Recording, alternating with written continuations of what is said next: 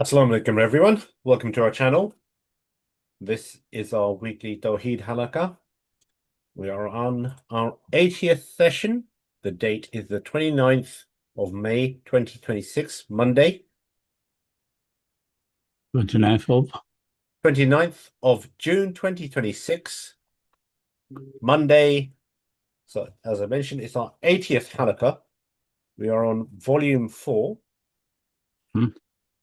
We're on volume 4, page 348, chapter 13. The title is The 10 Nullifiers, formulated by Miao Muhammad Abdul Wahab. So just to start, as already elucidated earlier, it is highly unfortunate that Muhammad ibn Abdul Wahab took the viewpoint of Imam Ibn Taymiyyah with all of its ambiguities and flaws, as if it were somehow the revealed wording of the Quran, and made it from among his 10 nullifiers. This is set out in his collected works.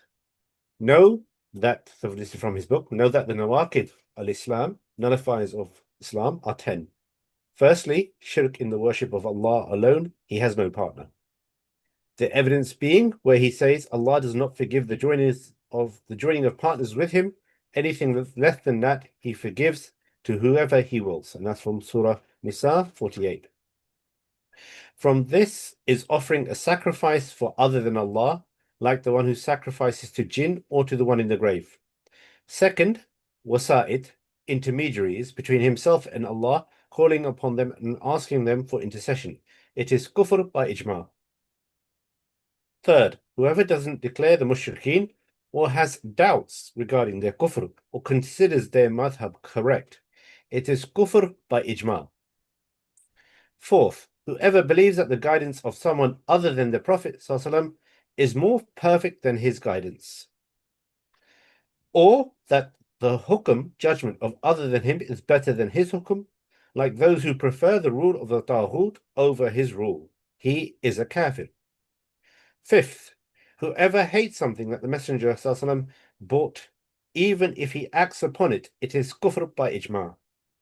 The evidence is He the Almighty says it's because they hate what Allah has sent down that He has caused their deeds to go to waste. And that's 47:9. 6. Whoever mocks anything regarding the deen of Allah, its reward or its punishment, it is kufr. The evidence is He the Almighty says, were you making jokes about Allah, His revelations, and His messenger? Do not try to justify yourselves. You have gone from belief to disbelief. And that's Surah 9, 65 and 66. Check the verses. Seventh, sihr, magic, sorcery, which includes as-sarf and at-ataf. Whoever practices it or is pleased with it is kafir, is kufr. The evidence is He the Almighty says, they never taught anyone without first warning them. We are sent only to tempt, do not disbelieve. And that's Surah Baqarah 102. Warning him, we aren't sent. Eighth, backing or supporting the mushrikeen and aiding them against the Muslims. The evidence is He the Almighty says, anyone who takes them as an ally becomes one of them. Allah does not guide such wrongdoers. And that's Surah 5:51. Ninth, whoever believes that some people should not follow peace and blessing be believe that people should not follow him, Rasulullah that is, and that they can leave his Sharia just as Khidr was able to leave the Sharia of Moses, peace be upon him, then both he peace be upon them both, he is a kafir. 10th, disregard or turning from the deen of Allah, neither learning nor acting upon it. The evidence is He the Almighty says, who does more wrong than someone who, when messages from his Lord are recited to him, turns away from them. We shall inflict retribution on the guilty. That's 32:22. There is no difference in respect of the commission of these nullifiers between the one in jest, the studious one, or one who fears. The exception to this is the one under duress. All of these nullifiers are of the most dangerous matters and the most common in occurrence. Hence, a Muslim should be cautious about them and fear for himself from falling into them. We seek refuge in Allah from the causes of his wrath and a painful punishment, and may the prayers and blessings be of Allah be upon Muhammad. So this is your commentary now. We notice, first of all, that restricting the major nullifiers to these 10 alone has no evidence to support it. Rather, it is a mere assertion. Miao is not known for complete inductive reasoning or for meticulous precision. In fact, he is as far from them as East is from West, as has become evident and will become even more so through our present discussion. As for the first nullifier, it is poorly formulated, for it ought to be said, associating partners with Allah or worshipping other than Allah. The appended phrase alone with no partner following the majestic name is devoid of meaning in this context. This man was unaware of the thoughts that come from his mind, nor of what he set down with his pen. Nonetheless, the first nullifier may be accepted by way of leniency on the condition that the term ibadah is correctly defined. As we have clarified, it is not as the definition he alluded to in his saying slaughtering for shrines, which is a meaningless expression.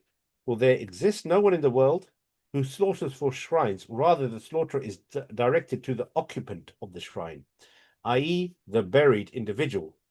Then what is the belief regarding the buried individual? It is a belief that makes him a god beside. Is it a belief that makes him a god beside Allah, or is it a different type of belief, one which might be invalid and based on superstition, yet does not render him a god besides Allah? Then what does it mean to slaughter for someone, and what is the intention behind it? Perhaps it is a sacrificial offering or a charitable act on his behalf, or a banquet for the visitors to his shrine. Yet people may have been imprecise in the way they express it, saying slaughtered for him instead of the more precise phrase slaughtered on his behalf. Likewise, the one who slaughters for the jinn, what is his belief regarding the jinn and their nature? Does he, for example, believe that they are evil creatures who do not go beyond Allah's decree and dominion, have no ability to escape him, nor can they elude his control? Accordingly, when a human being offers them a sacrifice, it is to protect himself from their harm, just as one protects himself from the harm of the wild beast by throwing it a carcass to distract it, allowing the person who offered it to flee. This is delusion, not shirk. Indeed, the devotees of Miao may argue what he intended was a devotional slaughter or sacrificial slaughter. He did not intend any of the things you mentioned. So we say the matters of Islam and disbelief of Tawheed and Shirk are too grave to be left at the mercy of speculation, assumption, doubts, and baseless claims. Perhaps he intended this, or maybe he meant that. Moreover, what do you mean by saying he intended a devotional slaughter? Then what does the ibadah mean? And as we go around in endless circles of baseless claims and presumptions, until you define ibadah correctly in accordance with its reality, free of contradiction, comprehensive and exclusive, there exists no precise definition in the world that meets this standard except our definition.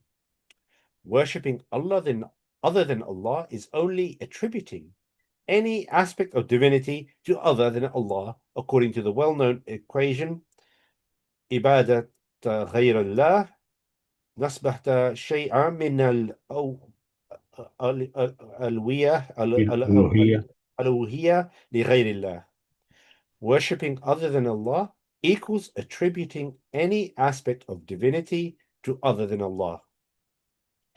This necessarily requires that the states of the heart, emotions and psychological reactions, and voluntary words and actions fall within the scope of the term ibadah, defined by the definite articles, the alif and the lam, or by processive construction, or by a complete sentence. It is to be limited only to those associated with, devoted to, or directed towards one in whom some form of divinity is believed.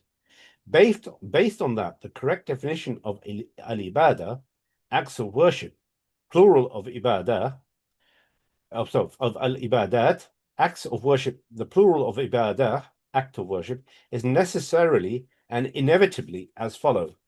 as follows. Al-ibadat are states of the heart, emotional and psychological reactions, outward and inward, words and actions, and specific rituals. A ritual refers to a combination of actions and utterances in a particular manner, associated with, directed toward, or devoted to one in whom some form of divinity is believed, in order to show reverence, veneration, and sanctification for him, or to express submission, humility, and surrender before him, or to seek closeness to him, intimacy in his presence, and the attainment of his pleasure and love, or to seek his kindness, grace, and bounty, or to seek his help in warding off harm or bringing about benefit, or to avert his wrath, retribution, or punishment, and perhaps even to avoid his evil or harm and similar purposes. So would you say, in your new consideration about enslavement? Yes, enslavement with this consideration. That's okay. it. But these are additional addendums. It's just enslavement based on such a creed. So just a small improvement of the word meaning ibadah, using the original meaning wording in Arabic. That's it. Because you make a, so would you make a distinction here between ada? Oh, so this would be ibadah because it's which one? So this new definition, this al-ibadat are states of the heart, emotional. Would that? These ibadat, these acts. Okay. These are acts. That's because per se, what's ibadah? ما خالف الجنة اللي يعبدون, and ibadah is enslavement, submission, and surrender to an entity which believes to have some divine aspect. And it's called Allah subhanahu wa ta'ala, it has to be fully and exclusively attributed to him alone, and no belief in another divinity is permissible. Any attribution of divinity to anybody else is shirk, and all acts directed to that entity are then acts of ibadat. It needs to be a little bit fleshed out nicer than here. It's just that the mistake comes from translating ibadah with worship. It is not. It was something else. It's full submission, enslaving oneself to Allah subhanahu wa ta'ala. And then the various acts which may express that or do not express it, or the creed based, the creed which that based upon is attributing divinity, some kind of divinity aspects to that entity. And then the acts of worship is that directing or devoting or these acts to that entity. Yeah. So that entity is a kind of divine, even in a limited sense, but some divinity, serious divinity attribution is there, not just greatness or niceness or something. No, real divinity, even in one aspect. For example, is that if the jinns themselves said, Iblis deceived us, he persuaded us that we are able to run away from Allah. But that's not possible. It's impossible. If you think any entity can run away from Allah or hide from him, meaning the power of Allah is limited, and this entity, even if it's created, is equal in this aspect in power. So is a divine attribute. So those jinn who can escape from Allah are divine, and all acts directed to them are acts of, or devoted to them, or are acts of worship, acts of ibadah. So the fine difference is that we separated ibadah with alif lam, al-ibadah, or مخلوق اللي يعبدون the فعل, from the acts of worship, more cleanly than here. Okay. That's it. It has the formation, it has to start here from the beginning. So the next edition from the beginning will clean it, inshallah. But it's pretty close. I just gloss over the trap of translating ibadah in worship, veneration. All of that's not true. Worship is just honoration. That has been almost exclusively used to divine being. Yes, that maybe confuse someone, but actually the word ibadah should be translated enslave oneself to, which include regarding oneself fully owned and fully under command.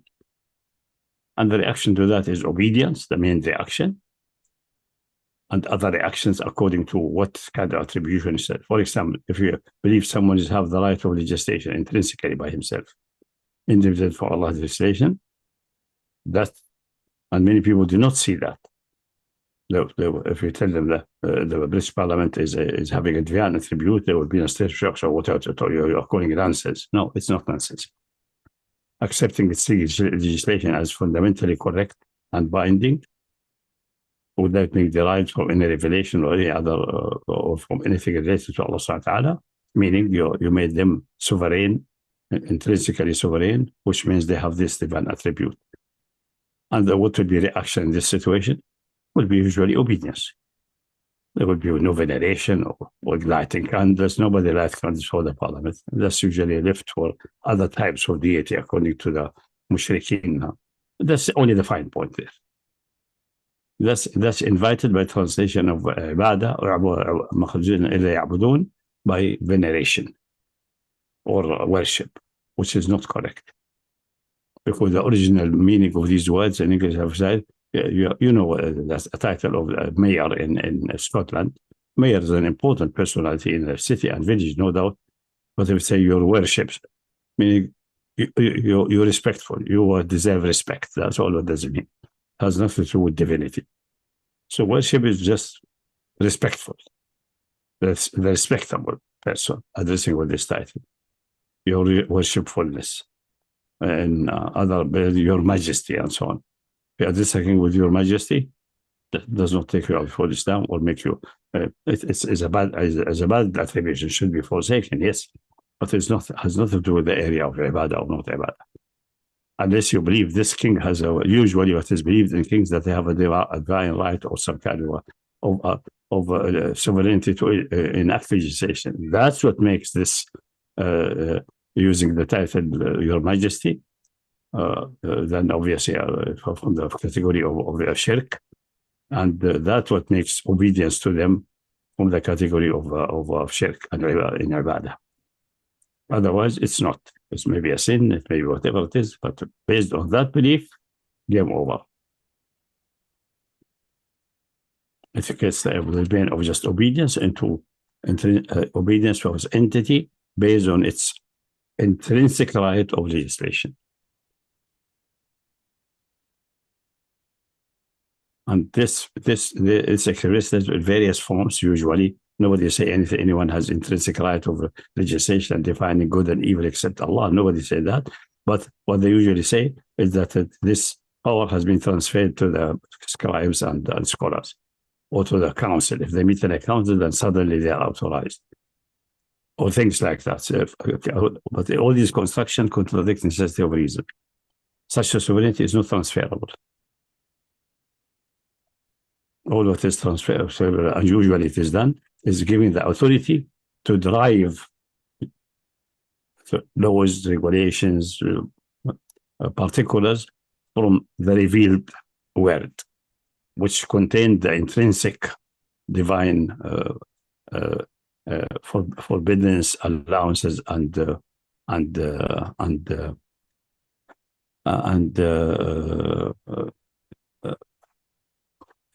all other aspects of moral values and so on. This exclusive right of Allah is not transferable because it is intrinsically for the necessary existing and cannot be transferred. But the capability of the driving laws and deducing from the revelation is perfectly fine, both in abstract form as law books and so on, and individual cases in the human setting for judiciary. Like the Quran says, we revealed the Torah to the prophets and so on, because they were in charge to protect the book of Allah. That's not one function. Obviously, the prophets did that, but Imam Shafii betrayed that. And with that, they ruled, they judge, either with all meaning of other rulings, except the intrinsic one. With that, what has been revealed is the source of their legal documents, of the source of, supposed to be the source of their. But in reality, they claim they have a right to intrinsic. It's transferred to them. It can't be transferred. The only way it can be transferred is that Allah makes them necessarily existing, but that's not possible, because the necessary existing is not makeable, not creatable. So that's not possible.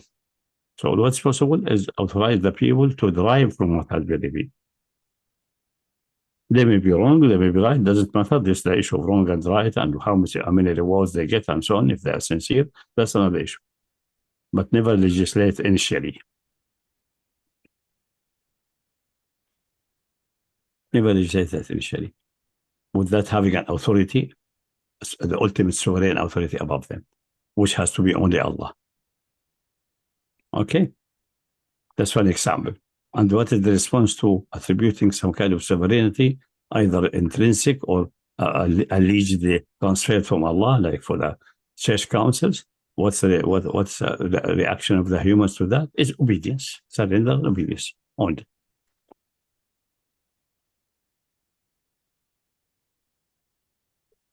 No lighting candles, no circumambulation of the building of the parliament, nothing like that. No need for such rituals, because that's aspect of divinity, which is attributed to the parliament, for example.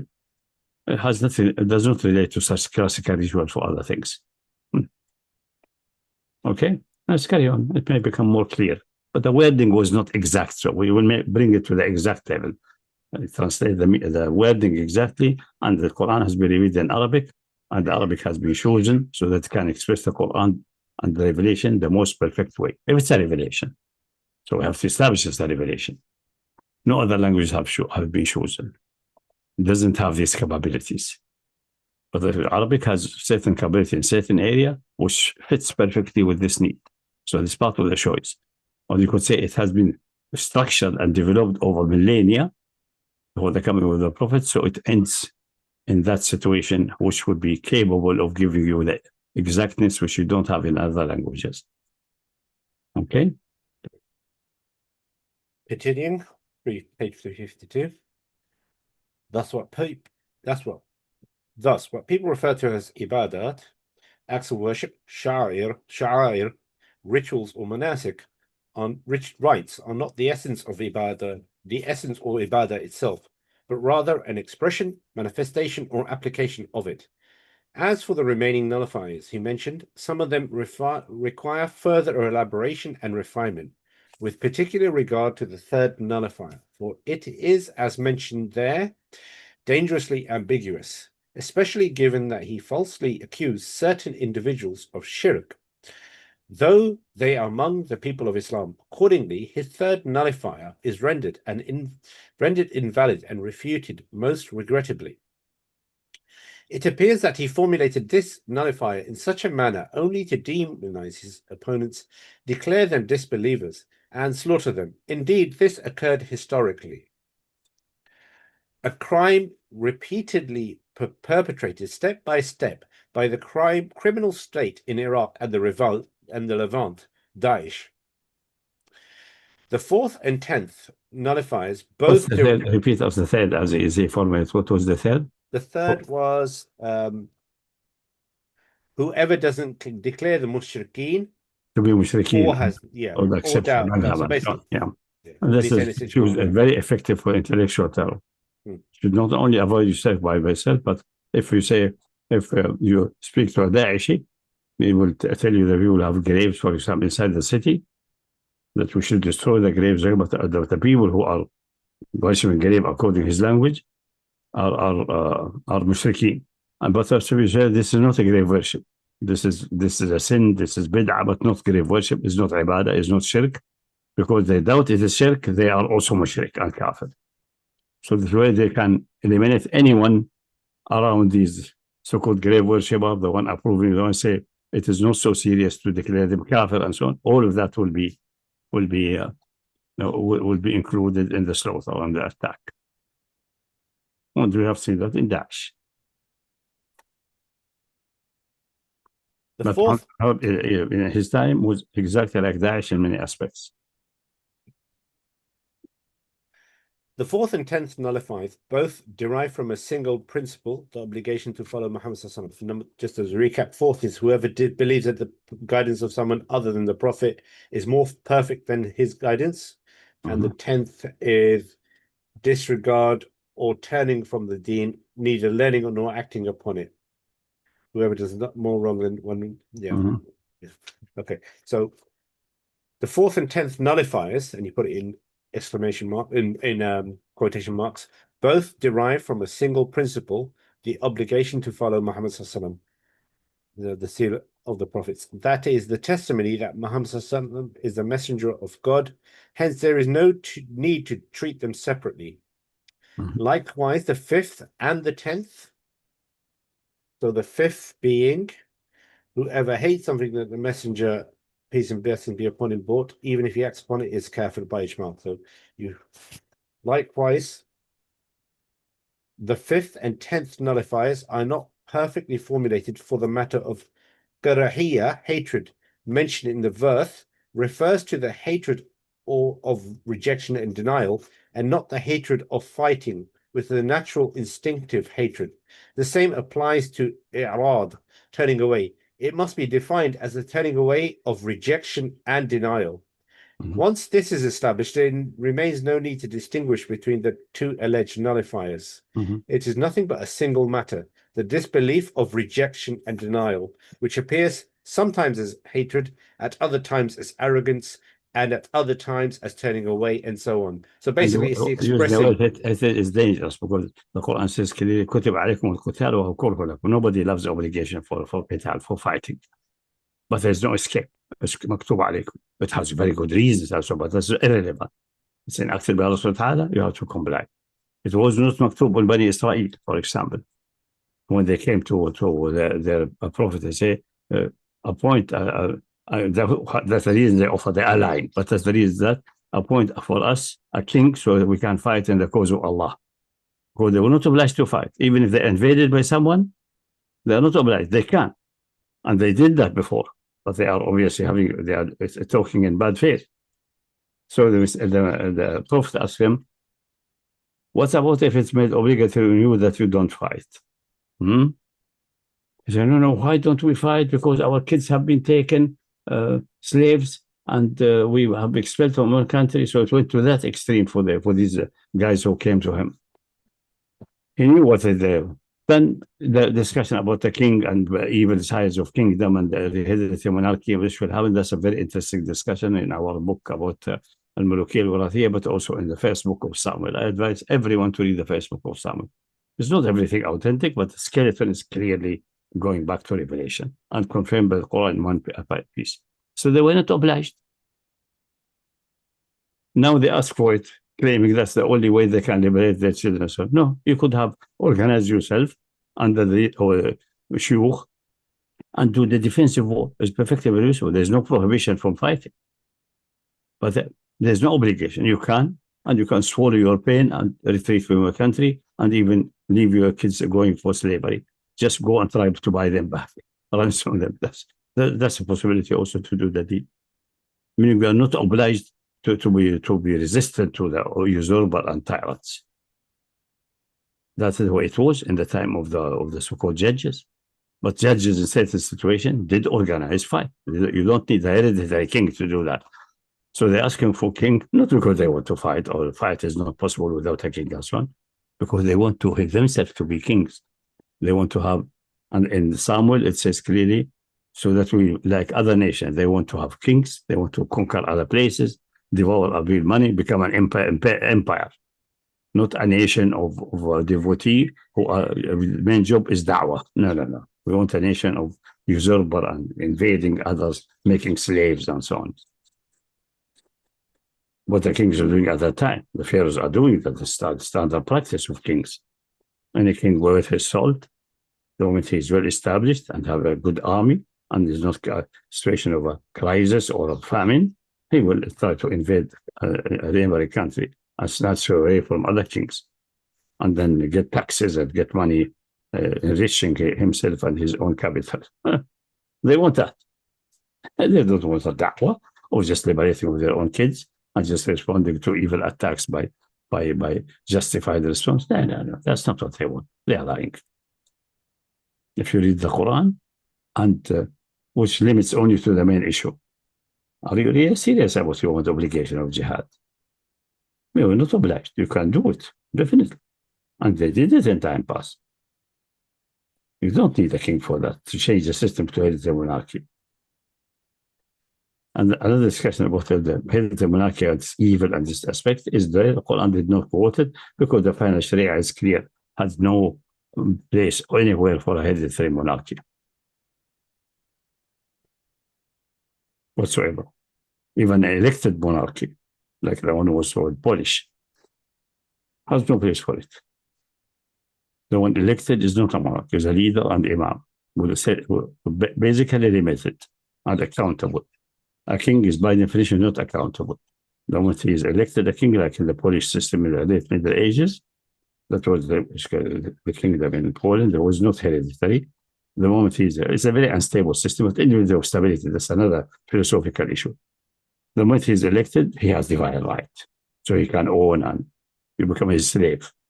That's definitely a big no-no. To become some kind of sovereign. Divine right means some kind of divine grace was bestowed upon him, because with the election of his set rituals and the Pope comes and puts the throne on your head, now we are out of human realm in a matter of legislation and setting morality. So it is acceptable, for example, although there's good reason for that, but not appealing to necessity. The king of Bavaria, after a devastating famine, half of the population, almost three quarters, was gone. And the remaining cannot survive without hands and a population who should tend to the land and produce things. Otherwise, the Bavaria itself would slowly shrink and die. There was not enough human capacity to even feed each other and tell them. So what the king did, make an order that every woman, even prostitutes and then who are not married or were married before or divorced, or there was a restriction in time past, people then you must marry up to 20, I think, per man by force. They shoot for you marry this, produce children. Nobody objected that from the church. He has divine right.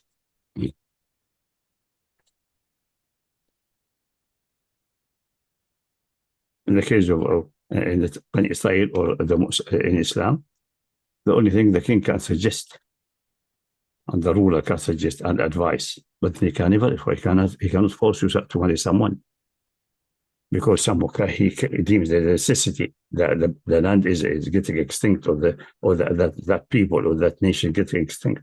That's in the hand of Allah, it's not my hand. You encourage, you give incentives, you put child support, increase it so people are there. Yeah, that's all that you can do within the divine revealed law, but not forcing someone to marry or forcing someone to divorce. Unless he's a bad husband and it's proven that he's beating his wife and so on, then you can dissolve against his will. Even you don't force him to divorce. You don't say, don't pronounce anything. I will dissolve the marriage as a judge against your will. You don't need to pronounce anything. So you see a difference. So that's the issue with monarchy and so on and Hakimiyya. Many people do not see the issue there. What is there? The issue there. That intrinsic sovereignty is intrinsic to Allah Subhanahu wa Ta'ala. It cannot be transferred. It's not even transferable. It's not within the divine power, because it's an impossibility. And so, like if someone like some simple-minded atheist, can Allah create a rock so heavy that he cannot lift it? Such a rock infinitely heavy is not creatable. The internal contradiction, the concept, such a thing does not exist.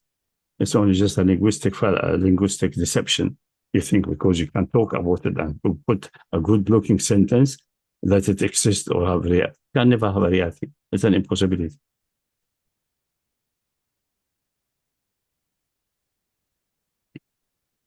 Yeah, so carry on. Concerning nullifier 7, as-sihr, magic or sorcery. That's the words of Ibn Abdul Wahhab, because he did not define what's real sihr. Besides that, it does not talk about general sihr, about specific sihr, which the satanic entities claim Sulaiman is indulged in it, and it's the one who is being traced back to Babylon, to ancient kings, Harut, Marut, which are transformed later into deities. Harut is most likely Marut, most likely Marduk, the god of war, which is localized in Mars. to completely other entity, but originally it is a king or an angel, depending upon is it Malakain or Malikain. But let's say a king, ancient king. And this one has developed ways and means to do atf, bringing two people together or separating them, instigating hatred between them. يفرقون به بين المرء وزوجه. That's the maximum what Harut Marut can do. So if you hear some magician are turning a man into a donkey, you know it is a fallacy, it's a joke. It is deceptive, either trickery or the satanic game. Is that kufr or a devil? We don't know. We have to see exactly how is the satanic game done.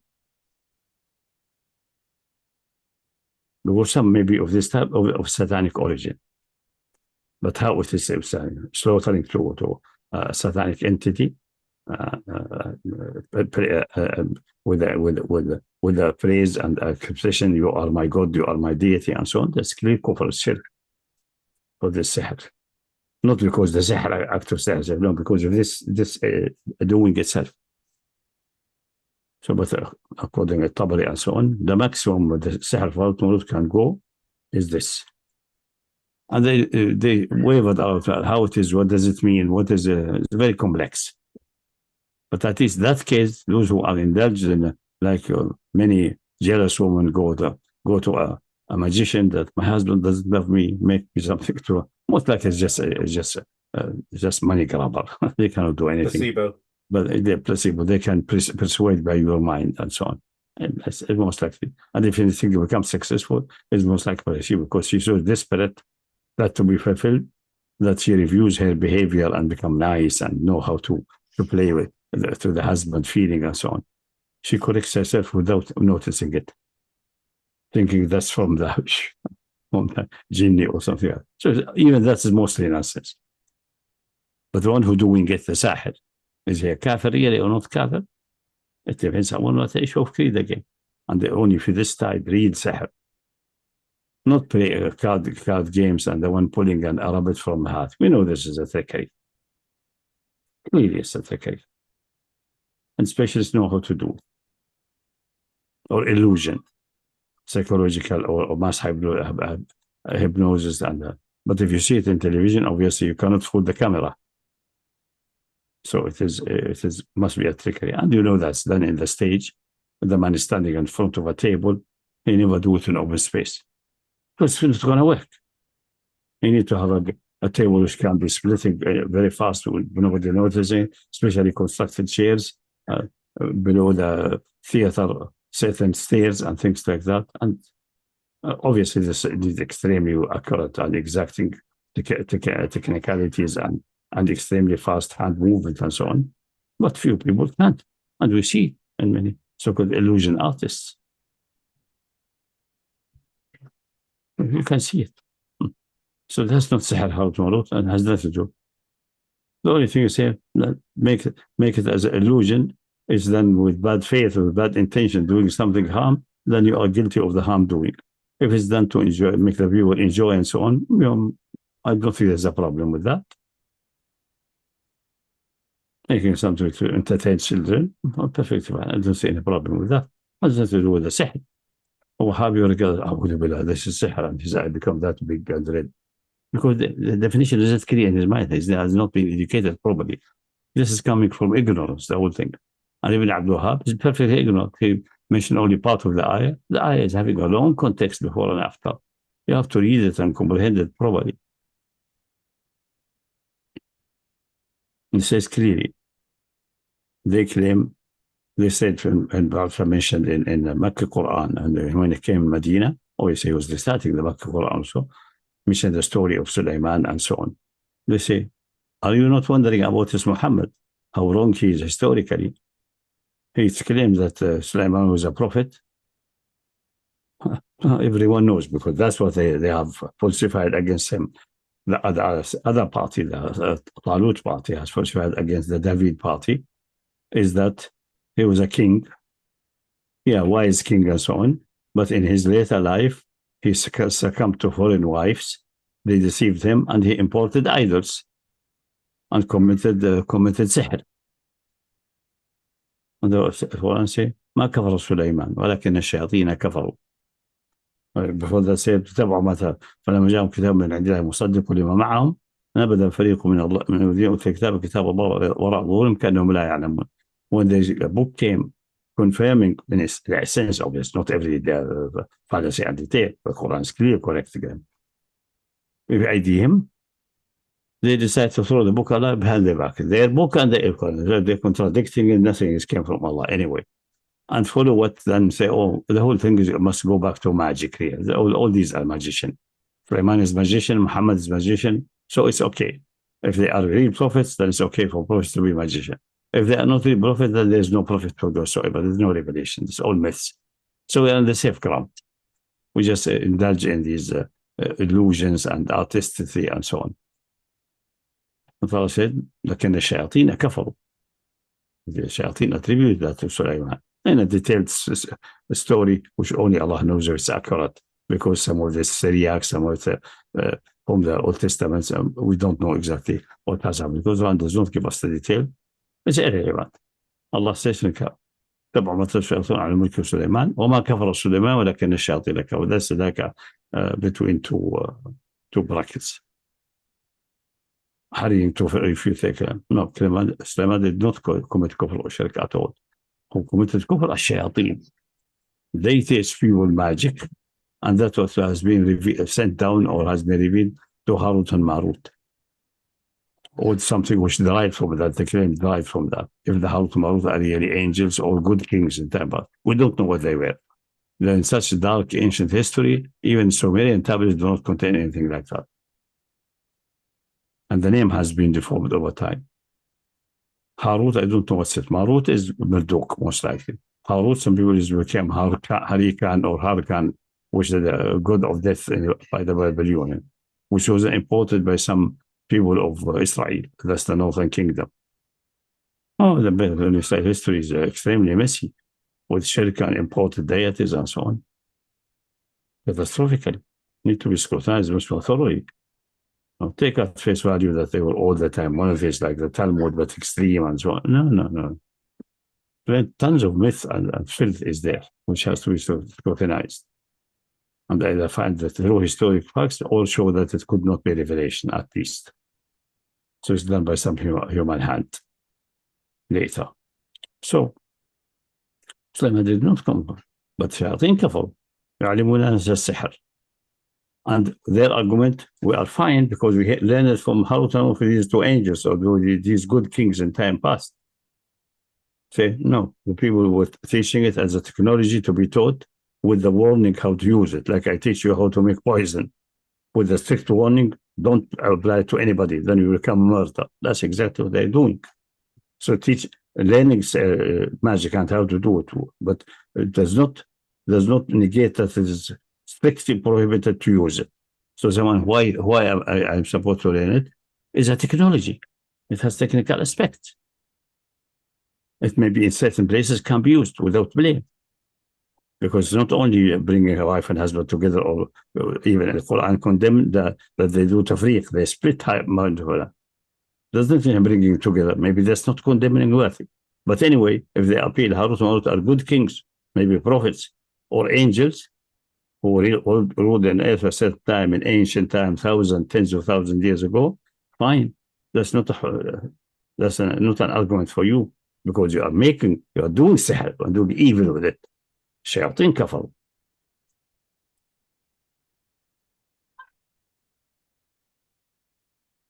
And these angels in their time, they were putting the dots on every eye and crossing the T's.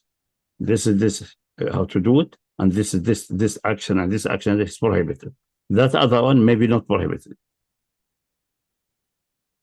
Maybe there in the world, people using it before Harut and Marut became known as because with any kind of satanic source, for example, and they use it in an evil way, splitting husband and wife, doing mischief, instigating bloodshed and war. And Harut Marut show how they are using it, what's the technology which can be used in the negative and the positive. And that the one who's using the negative is that the prohibition.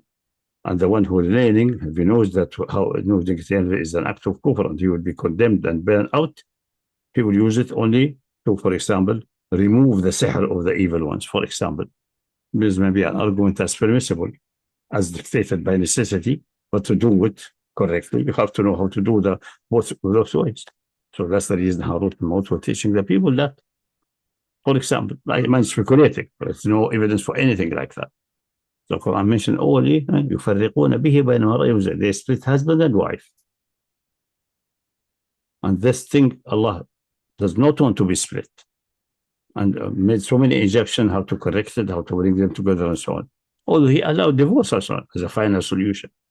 But the concept should be that what Allah joined should not be separated except by necessity or certain situation. And with certain precautions, certain compensations and so on. And all of these things. But there's not a standard case. That's not a standard case. And these who are following Satan's and doing main work is to split, not to join or overcome a previous satanic split. That other one may be permissible. We don't know. Fuqaha must analyze that correctly and see what's going on there. Ultimately, the practical point is he generalized that does not make he doesn't even have a concept of illusion artist and possibly having anyway. There were ultimately the blunder is he's extrapolated beyond the definition. He's way beyond the definition and the circumstances there, way and the special time. And even when Allah Himself says about them throwing the books over their back, rejecting kufr, all of that, he just focused on what he's presupposed as being sihr itself in and as of itself without context, and then applied it to every situation going forward, making a hukm out of it. He's gone overreach way beyond what's being said and ignoring what's actually being said. Completely useless. You can't this way you cannot gain anything with it. But the result, what is the result? That before Daesh was formed, the Islamic State of Iraq, instead of fighting the invading Kafir Harbi American, they were running behind magicians from village to village, which destroyed jihad. Until now, Iraq is under American occupation. Lo and behold, all energy, they have plenty of energy and willingness to sacrifice themselves, went into in vain, completely irrelevant.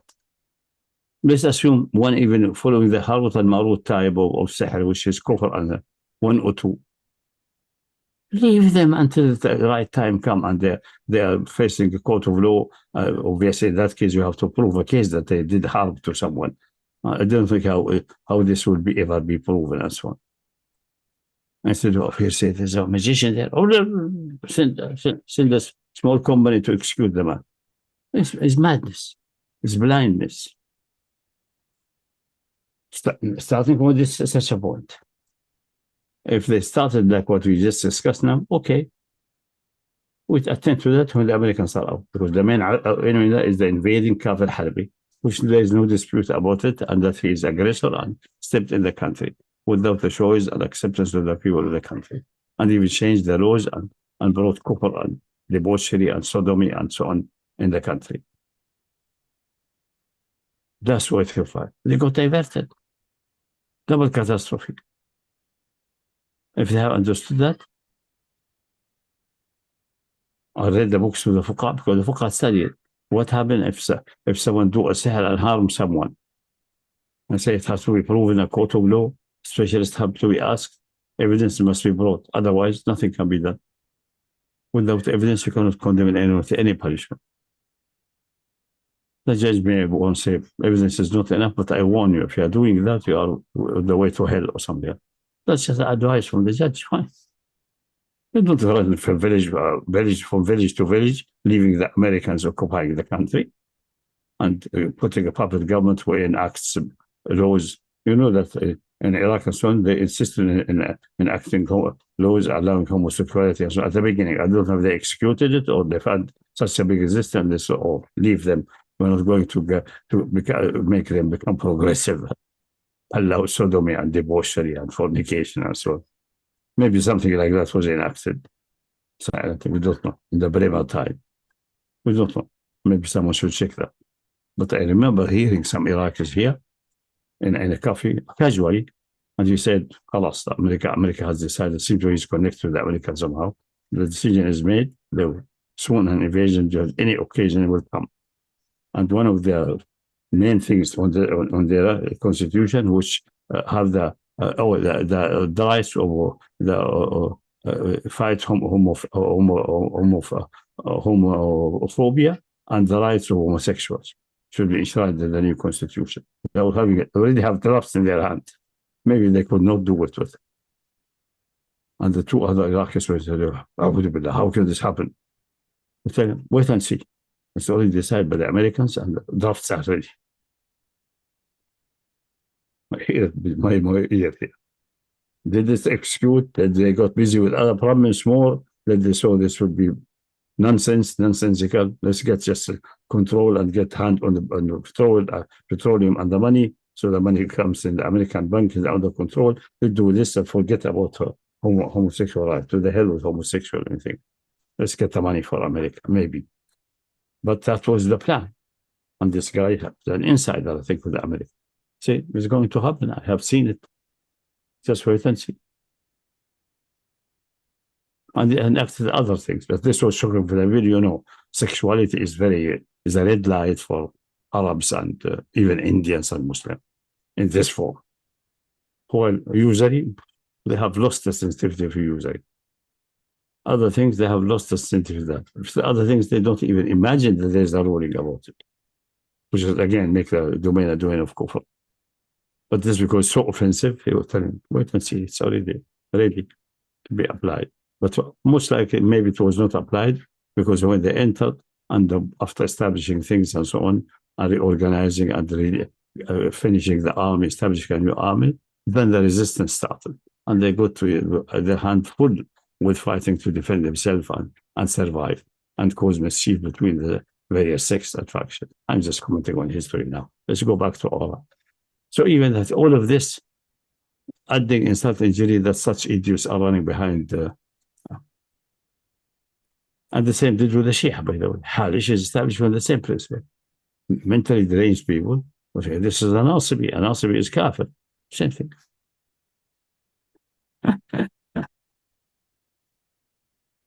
Etc. It can be killed and his blood can be shed. It's amazing how such fallacies could twist your mind in such a way that you don't find your place in the universe, don't know where you belong. They both use the same kind of justification. So, Abdul Wahhab, sorry, at the time, early Muhammad ibn Saud saying about allying with the British against the Persian is okay because they're mushriks and Ahlul Kitab, and then with Badr brigades allying with Americans against who they call the Wahhabis, who they call Kuffar. That's Al-Saud, Abdulaziz ibn Muhammad ibn Saud, not Ibn Abdullah. As much they're just devoted to lectures and so on. We don't know his point of view about that. But the one in as a state level, they use the same excuse. Yeah. Oh, no doubt about that. And the same with these. They have to bring a theory for that. They have to bring a theory, and the theory is ready. And the same justification on the Iraqi Shia side in terms of on the other side, So once they're kuffar, the same mess with the other mirror of it. The same.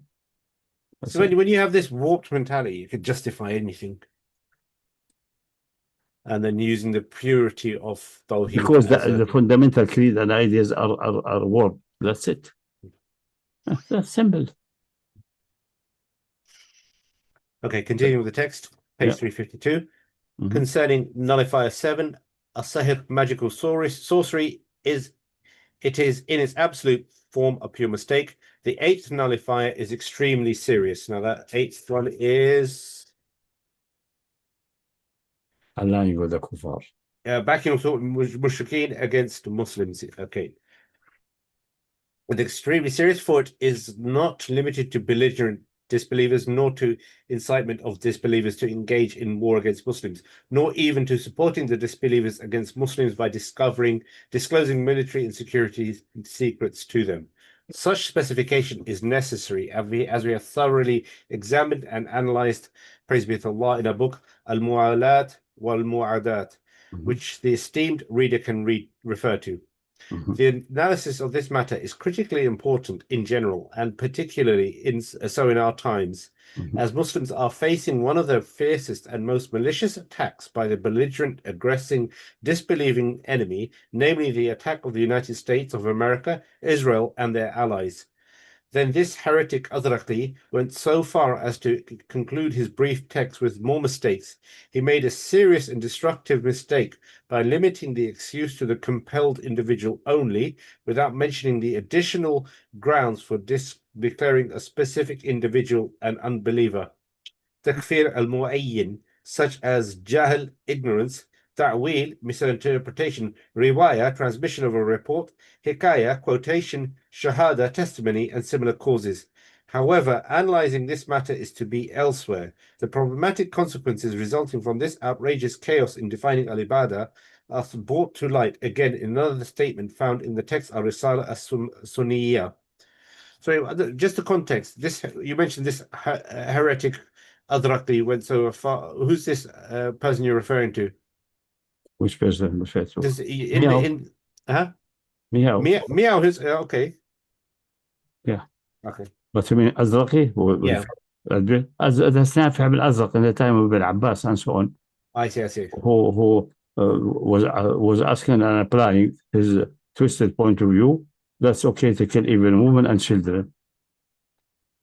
Worse than the kill Muslimin, even women and children who are not engaged in direct fight, they cannot be killed. They have another treatment. That's why I mentioned Azraq are known to allow killing both women and children. The Sufriya are a little bit milder. They allow only killing of women but not children. It's amazing how if you get twisted understanding of Hakimiyya or leadership or these things related to society, state, and war, you commit very extreme blunders because it's connected to bloodshed and so on. Yeah, it's not just like the Yahud, he's invoking Amalek or something. Yeah. It's sick. Which is it's always this fabrication and other things also. And these 400 something obligation and 300 something prohibition, most of them are almost verbatim taken from the mutilated Old Testament. And if you check the concept of the story, it's almost certain that the story is fabrication. And Musa never fought against Amalek except in an attempt. He asked for permission to pass through their country, but I don't think it's Amalek or another nation. And that's the story of Bal'am bin Ba'ura in Majd. And they asked Bal'am to supplicate against Musa. He said, I cannot, he's a prophet, just allow him to go through. They said, no, we'll not allow him. He said, I will pass your country. I'm not interested in your country. Your country is respected. And there was then a fight and where they were defeated. That's the maximum you may have in historical. That's it. Nothing more. That's it. It became an extermination warfare, and Musa said, until Yawm al-Qiyamah, exterminate every Amalek.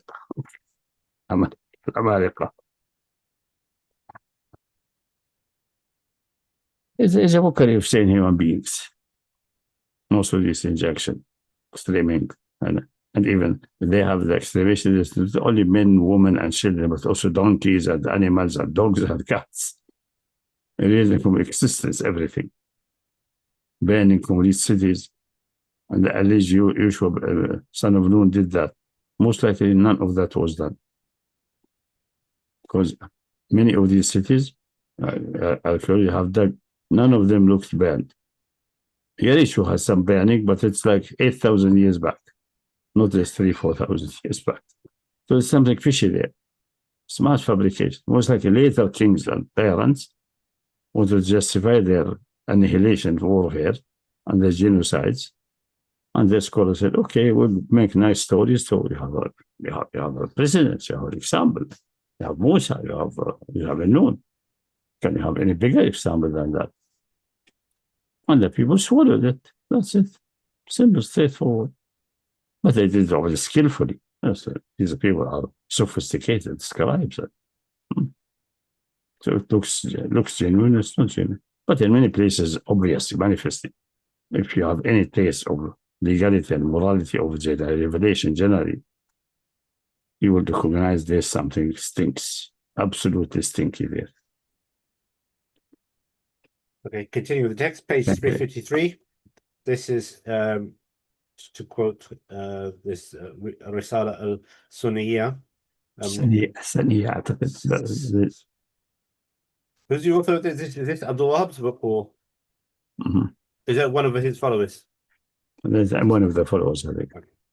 If during the time of the Prophet ﷺ there were those who claimed affiliation with Islam, yet apostatized from it, despite their great acts of ibadah, then should be recognized that one who affirms affiliation to Islam and the Sunnah in these times may also apostatize from Islam, and this is caused by various reasons. Among them, ghulu, excessiveness, which Allah has condemned in his book, where he says, people of the book do not go to excess in your religion. That's Surah 4171. Likewise is the case of ghulu regarding certain scholars, or even excessiveness concerning Ali ibn Abu Talib, or the Messiah, alayhi salam. Indeed, whoever goes to excess in regard to a prophet or a righteous man, attributing to him any aspect of divinity, such as saying, "Oh, my master so-and-so, grant me victory, or rescue me, or provide for me, or mend me, or I am under your protection," as similar expressions. All of that is considered shirk and dalal, misguidance. Its perpetrator is to be called to repent. If he does not repent, he is to be put to death. For Allah only sent the messengers and revealed the scriptures so that he be worshipped alone, and that no other God be called upon with him. Those who invoke other gods besides Allah, such as the Messiah, the angels, or Asnam, idols, do not believe that these beings brought creation into existence, or that they sent down the rain or caused vegetation to grow. Rather, they worship them, or worship their graves, or worship their images, saying, "We only worship them because they bring us nearer to Allah." That's 39.3. That's a famous blunder anyway. He's repeating it here. And saying, "These are our intercessors with Allah." 10.18. Therefore, Allah sent his messengers to forbid calling upon anyone besides him, whether through the invocation of ibadah or the invocation of help. Okay, now this has been attributed. So this is footnote. This text has been attributed to Ibn Taymiyyah, as the professor discusses later on. In the Arabic edition, these references are included at a later juncture, so you can find it in the original Arabic. Okay.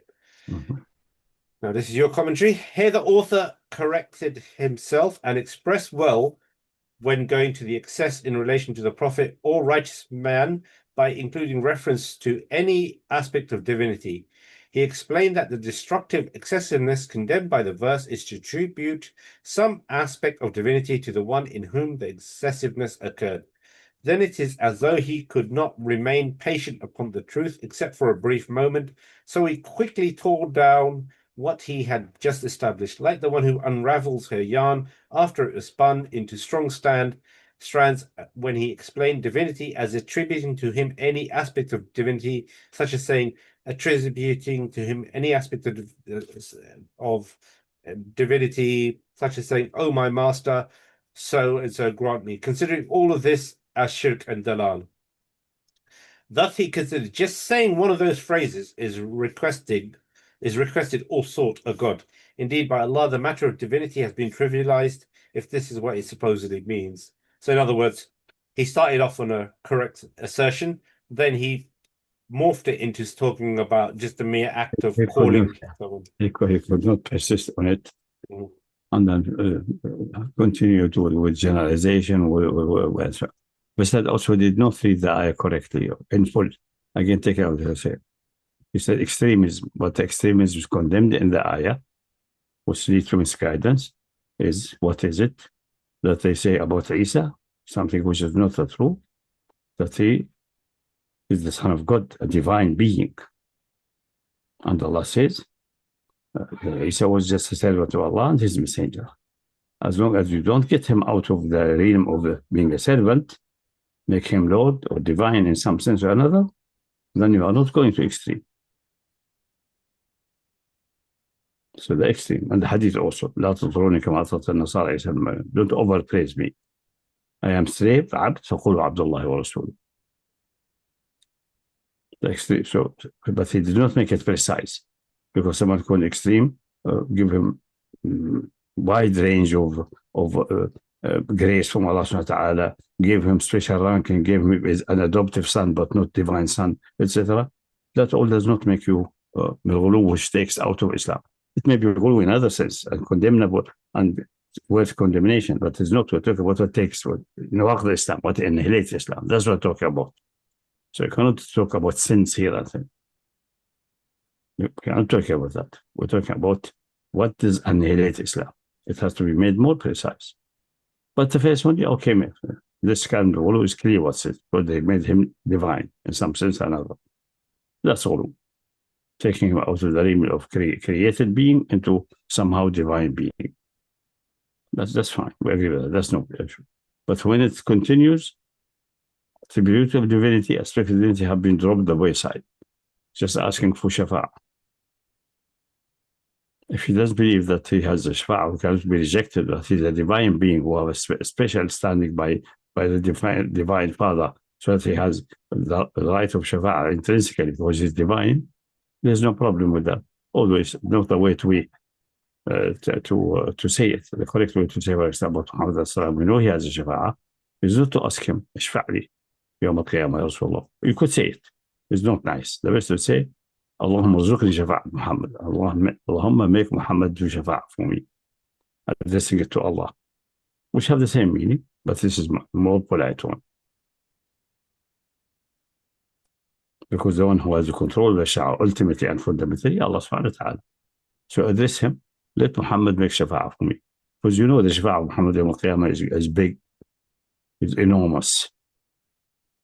But it's not nice and not proper to direct it to say Allah, for example, in Salah or after Salah, when you visit the noble grave in Medina, to address him, please make shafa'ah fi yawm al-qiyamah.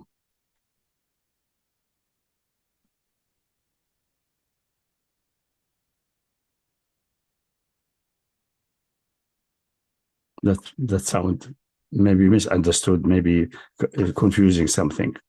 But for a Muslim, it's not confusing. You know, he's the Messenger of Allah and he has having the big shafa'ah. That's the reason they say that.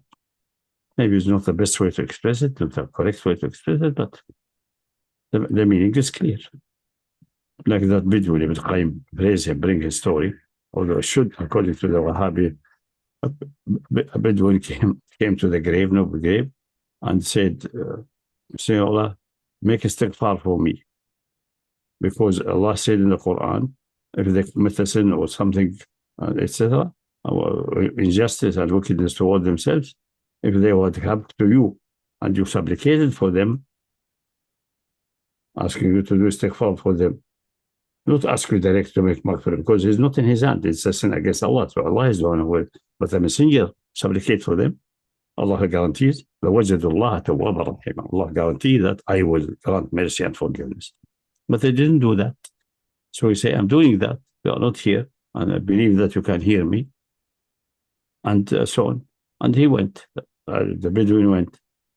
According to the story, which Ibn Qayyim narrates from some certain pious people, that a man who is obviously have spirituality and see dreams, Allah may say the truth or not, I'm just invoking that as a nice story. Ibn Qayyim thought is having no problem.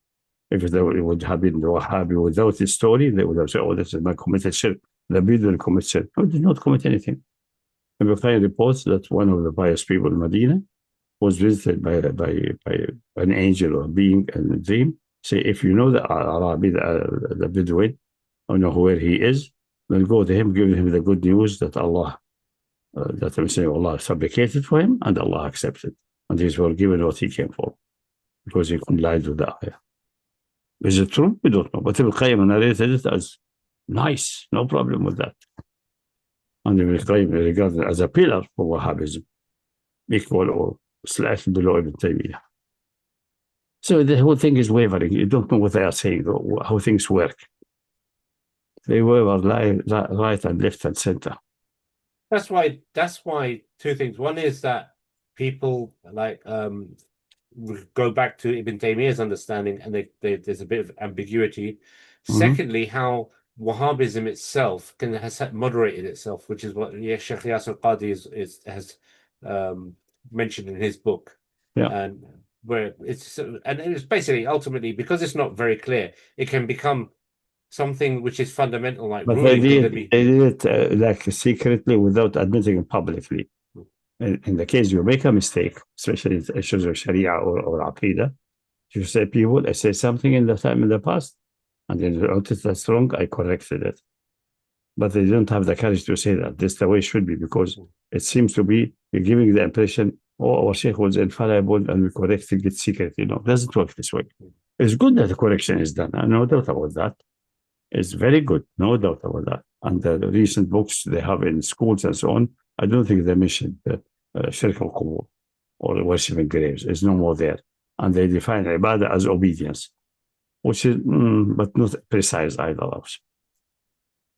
The obedience is one of its aspects, the most important one. And then must be clarified with obedience. Obedience for the ma'bud, the one you worship, or the one you declare to be that he deserves it intrinsically, which you know is only possible for Allah subhanahu wa ta'ala. Then it's more exacting. So even when we say it is ta'ah, al-ibadah hiya ta'ah, which is valid in a wide range of things, especially in the issue of hakimiyya, which is the most dangerous one, usually neglected. That's great.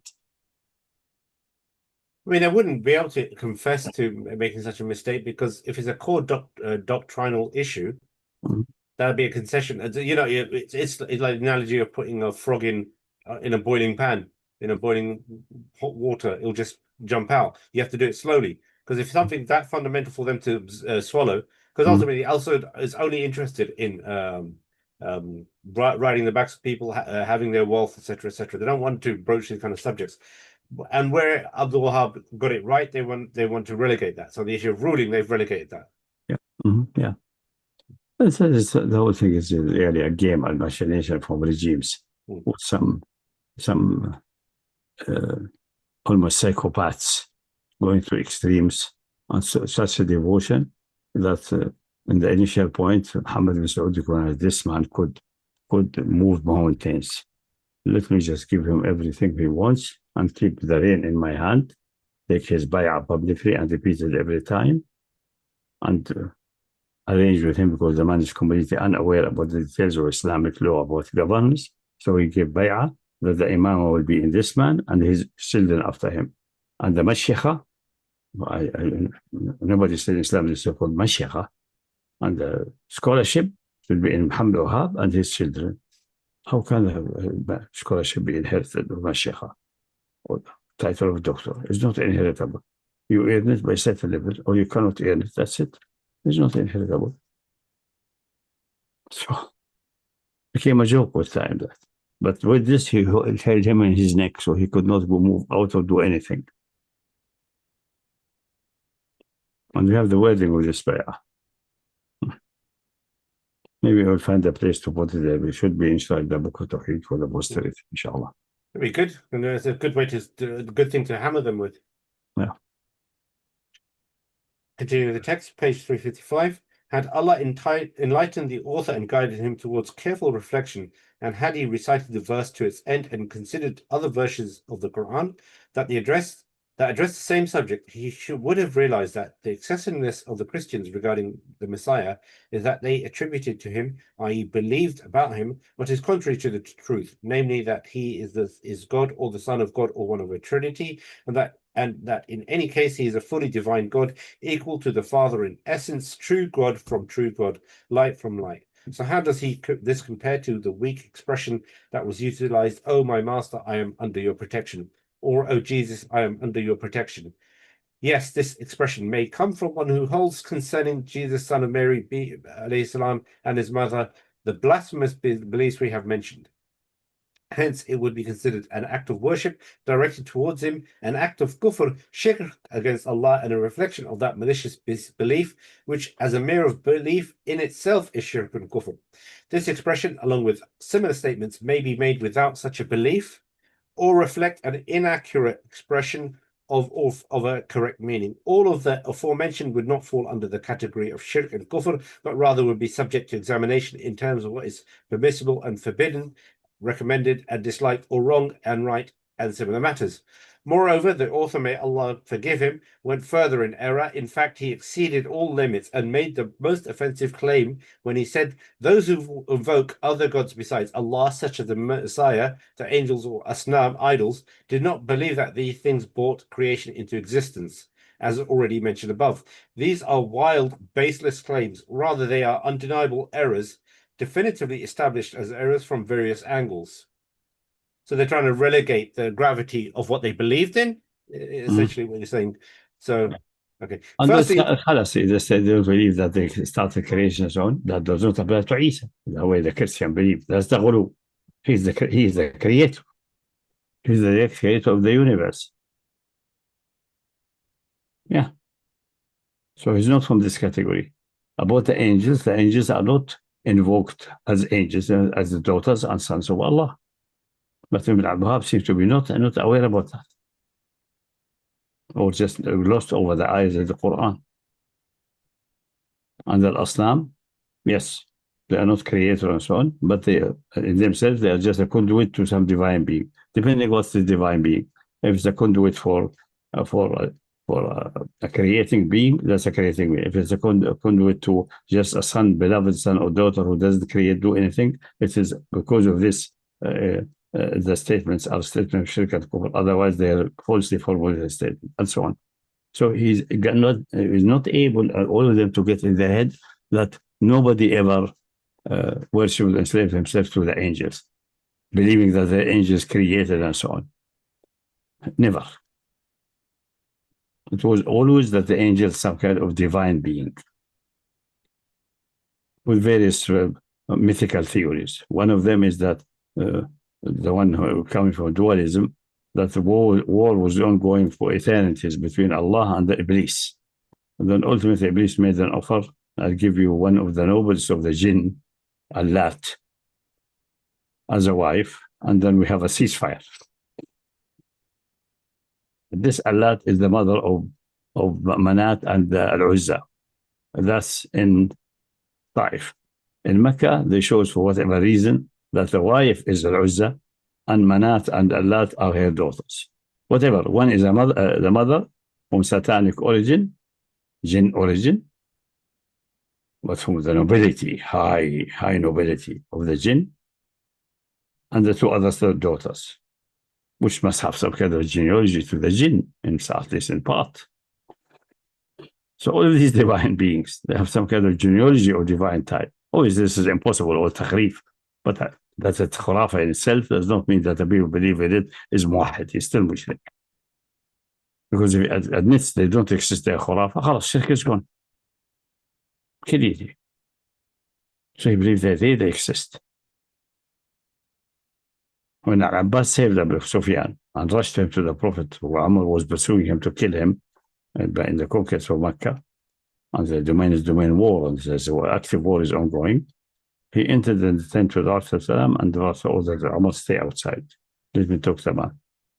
And then he talked to him, and then when he says about Allah and so on, and the Tawheed, he said, okay, sounds good, but what I'm supposed, because he believed in Allah as a one part of the duality. The other duality, Iblis, is also there.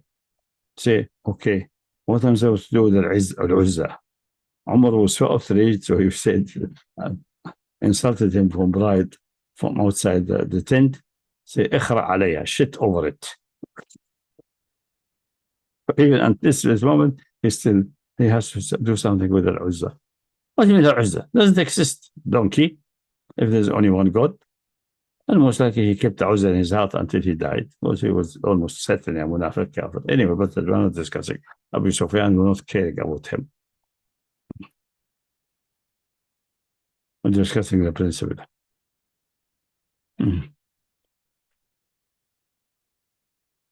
Okay, continuing. Firstly, the Messiah being considered as God, the Creator, the one who sends down rain and causes vegetation to grow, and being considered as the Son of God. He is some part of God, or a person of the Trinity, or the third person of the three, necessarily participates in that in one way or another, and being considered the Word of God.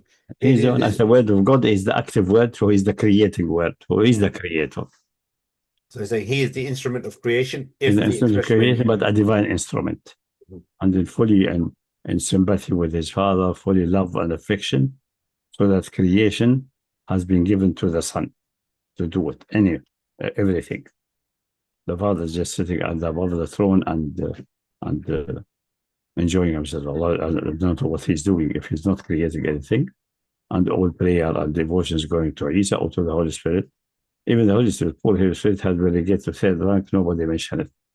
If someone is distressed with that, oh, Jesus, nobody say God or Holy Spirit, except in this form for in occasions and then in the name of the Father, the Son, and the Holy Spirit, or something like that. So, and the Father is mentioned only in this occasion, barely, and the so-called Lord's Prayer, Father in heaven, etc. That's it. Everywhere else is, oh, Jesus loves you. So he is the instrument of creation, if the expression may be permitted, for God creates by means of the word. Calling upon or worshipping the Messiah herein is directed to him in himself, because he is in himself a true God deserving of that. Besides, such worship is pleasing to the other persons of the Trinity, for they are three in one and one in three. They are, according to the Trinitarian Christians, a blessed and harmonious communion that has reached the utmost degree of unity and love. They love one another with complete love, and each is pleased for the other with what he is pleased for himself, to the utmost degree of satisfaction. Okay. Second, with regard to the angels, according to the Quraysh, they are divine beings, the daughters of God, from his essence, whose mothers are the female jinn, and this is enough for you as shirk and kufr. We do not know whether Quraysh believe that they participated in the creation of creatures, or in setting down rain, or in causing vegetation to grow. However, we know with certainty that they held that they are beloved and pampered. They are the beloved and pampered ones who intercede with their Father absolutely without permission, an intercession that is never refused or would hardly be refused, as they belong to a divine and heavenly essence and lineage. This in itself constitutes doctrinal shirk and kufr. Yes, the predominant belief in this matter seems to have been that the calling upon and worship of these beings was due to the fact that they grant nearness to God and intercede with him by an intercession that would not be rejected and required no permission, for they are favored daughters, the beloved and pampered ones.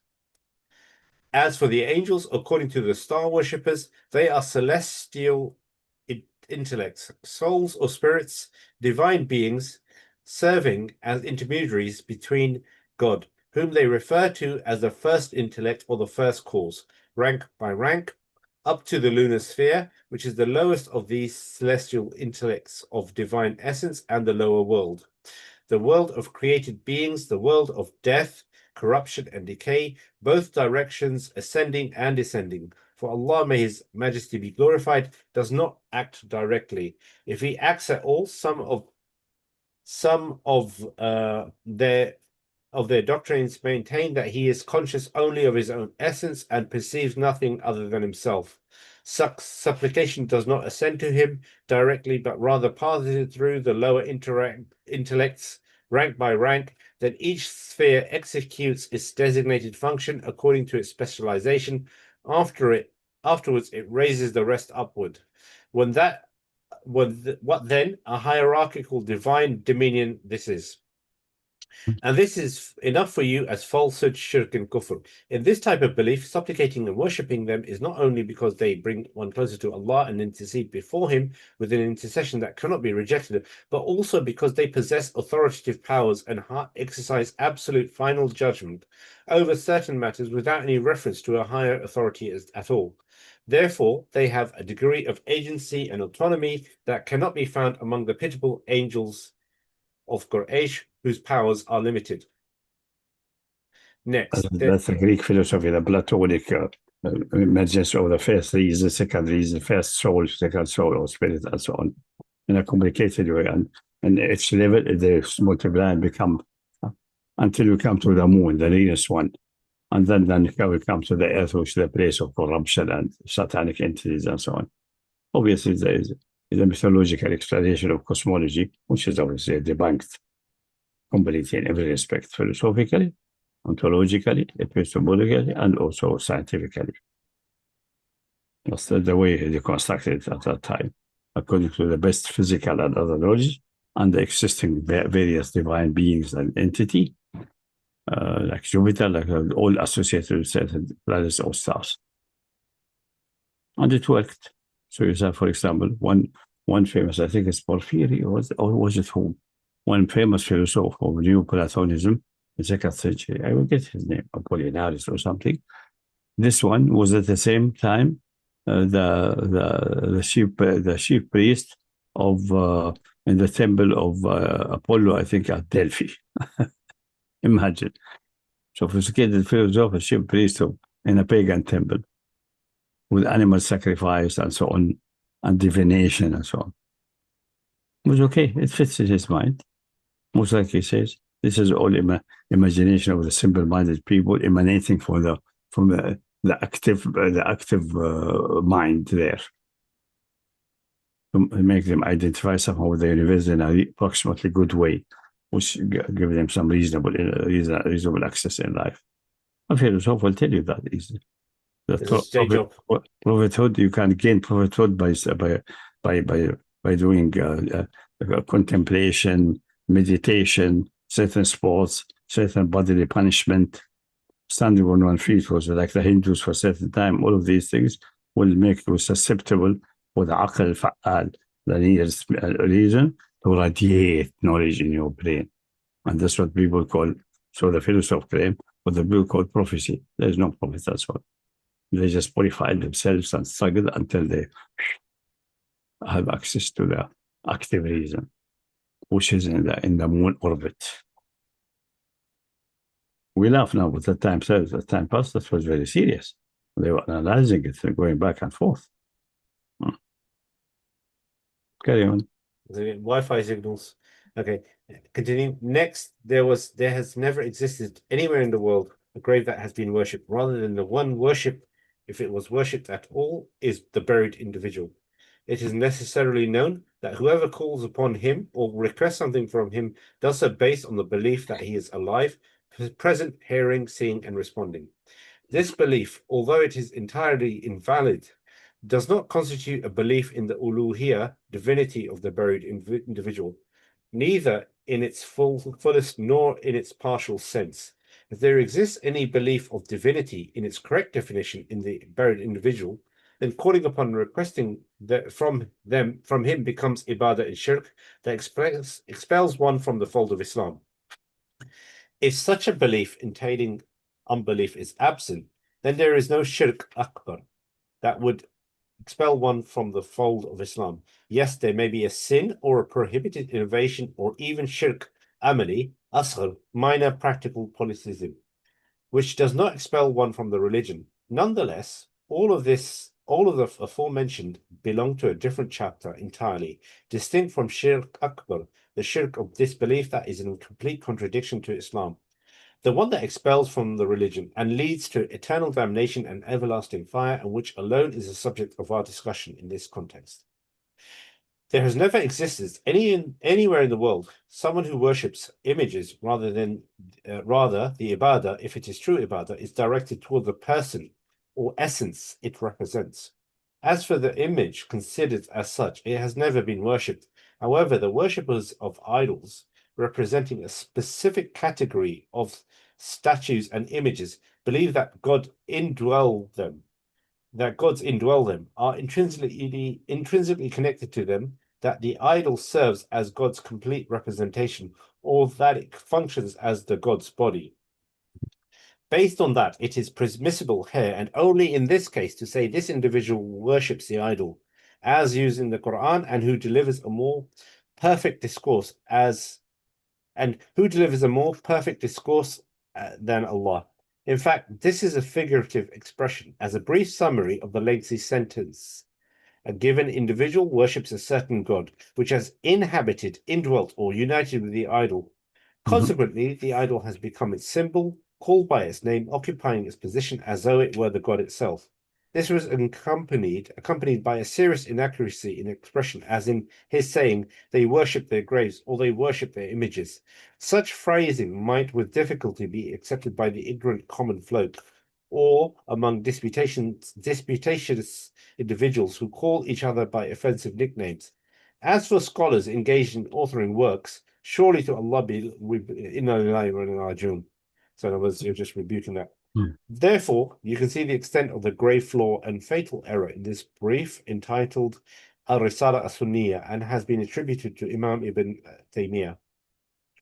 Although I find it extremely difficult to accept the attribution of this debased thought and unsound speech to the author of Ta'arud al-Aql wal-Naql and Al-Rad al-Mantiqiyan, who was acknowledged by both followers and opponents as a genius among the most intelligent scholars of the world, we would thus argue that if this nonsense is confirmed to have come from Imam Ibn Taymiyyah, then perhaps it is an instance of the saying, between genius and madness is a hair's breadth.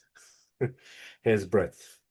So when a genius errs, especially when driven by passion and desire to guard the faith and defend the sanctuary of the deen, it could lead to what may resemble the ravings of the insane. Protection from such obsession and madness is realized through the firm conviction that Allah has guaranteed the preservation of the revelation and manifestation of the deen. Consequently, there is no justification for pathological fear regarding this matter. Rather, the proper way to protect it is through listening to and obeying His commands. So this is the Quran. Yeah. What's the time? Yeah, the time is 9:34. We have plenty of time, inshallah. We can finish this chapter. So this is the ayah. يا أهل الكتاب لا تغلوا في دينكم ولا تقولوا على الله إلا الحق إنما المسيح عيسى ابن مريم رسول الله وكلمته ألقاها إلى مريم وروح منه فآمنوا بالله ورسوله ولا تقولوا ثلاثة انتهوا خيرا لكم إنما الله إله واحد سبحانه أن يكون له ولد له ما في السماوات وما في الأرض وكفى بالله وقيلا. People of the book, do not go to excess in your religion and do not say anything about just a bit to excessiveness in your devotion, because this is not a religion itself. The statement is a devotion to Isa, which grew and grew until he broke the limit of the created being into the divine.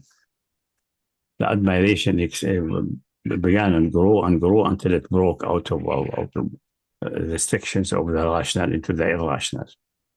So devotion is the better for deen, because deen could be devotion, could be judgment, could be many things which we discussed in the first chapter of the book.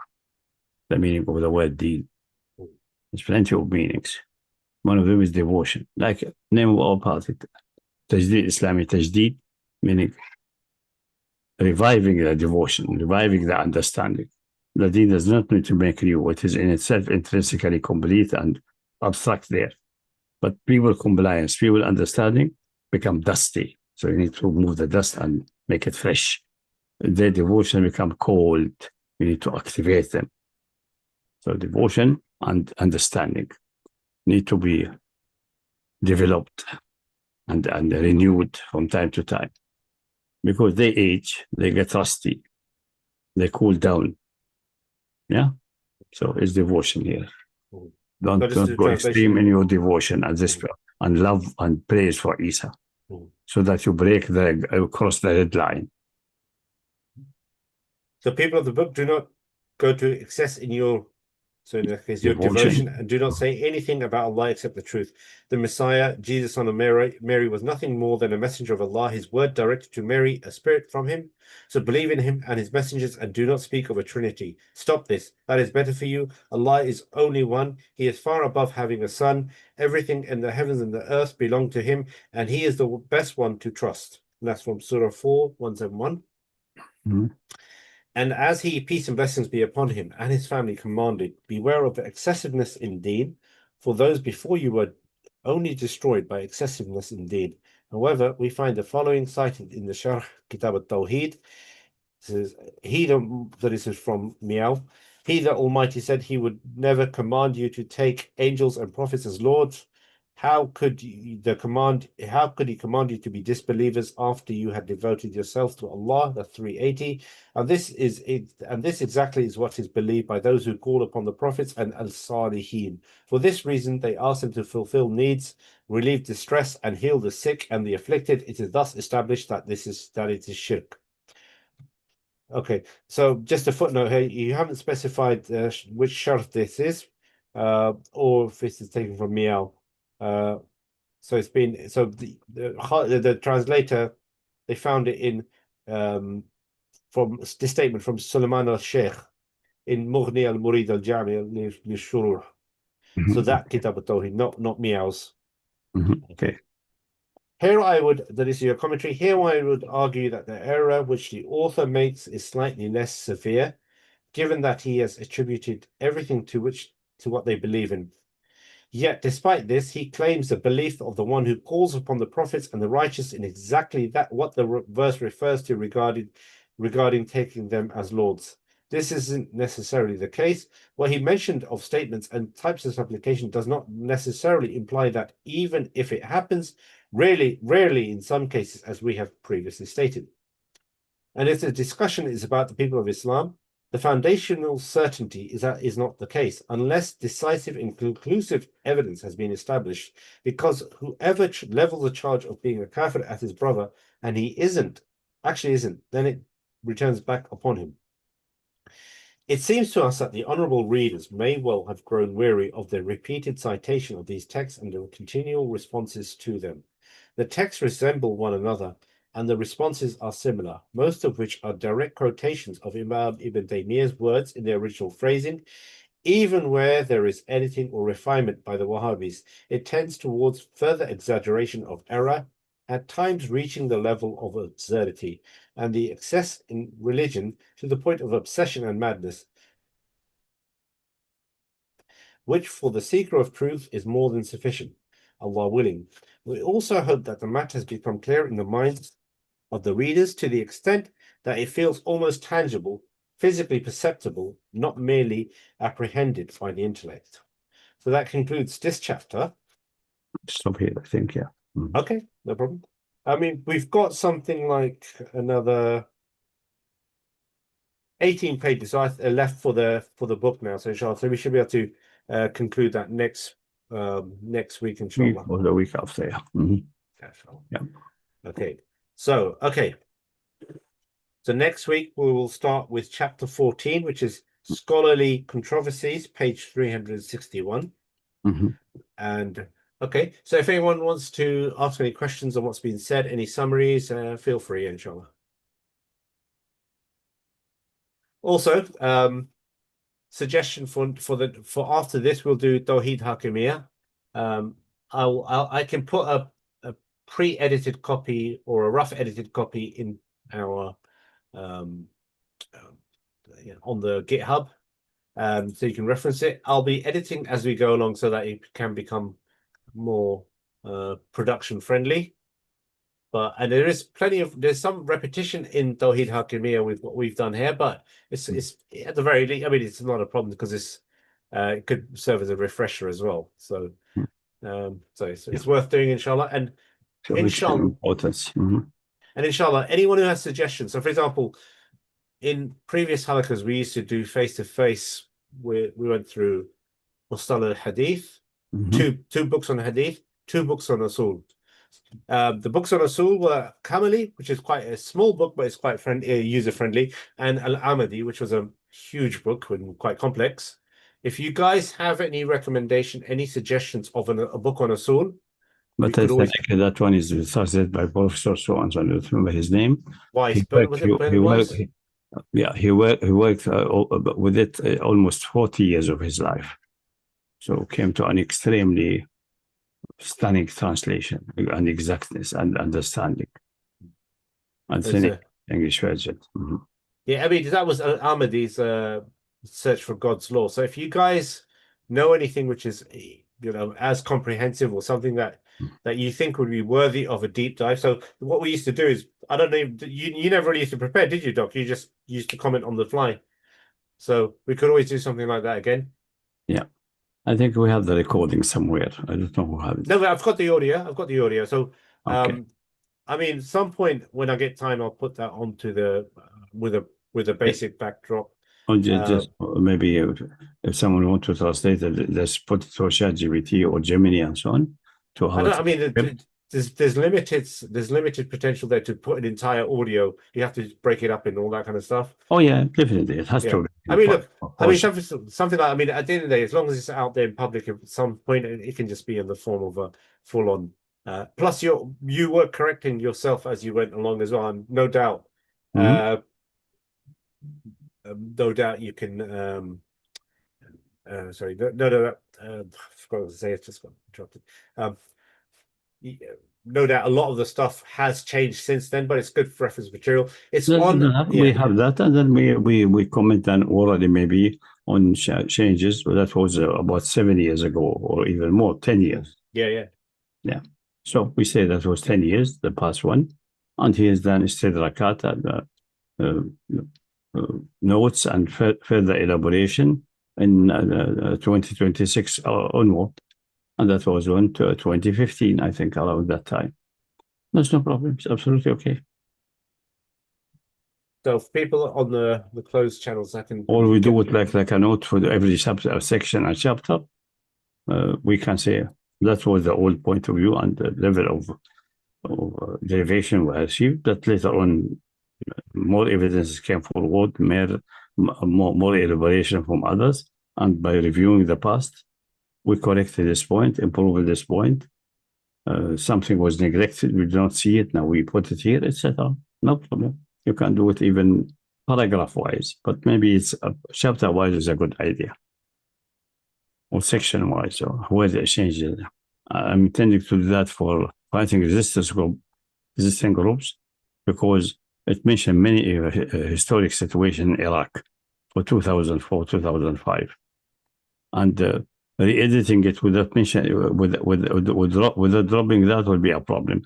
But keeping it like that, and the end of every section, relevant section, or in where certain final conclusion, say that was what we achieved at that time, and we wrote that at the time on the request of people in the field.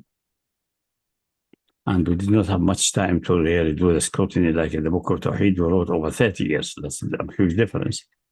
But now, after all the years and other discussion and conferences and we do ملاحظة, notes and istidrak for that what have passed, elaborate like this. So still the historic backdrop and the comments about Fahad and his betrayal and this are there, and everyone knows that was up to 2005. After that, we are concerned about the legal and philosophical aspects, how we can improve on them. Historic example is there, is depicted there, and lived through by the people there. That's one way to improve a book. The other way, the other ways, we can discuss it if we get there for fighting existing groups. Well, we can even do that book in Halakha as well. So fighting, because so somebody made a suggestion about a book called It's about Taqrib al-Wasul by Ibn Jawzi, Sheikh Muhammad Al-Amr al-Shaqingiti's edition. I'm not sure if you're familiar with that. I'm not sure if it's an Usul book. That's an Usul thing. Someone's also suggested an epistemological walkthrough similar to Imam Ilyas's Hadith Usul playlist. I'm not familiar with what his Usul playlist was, but send the links, inshallah. Let's see what else.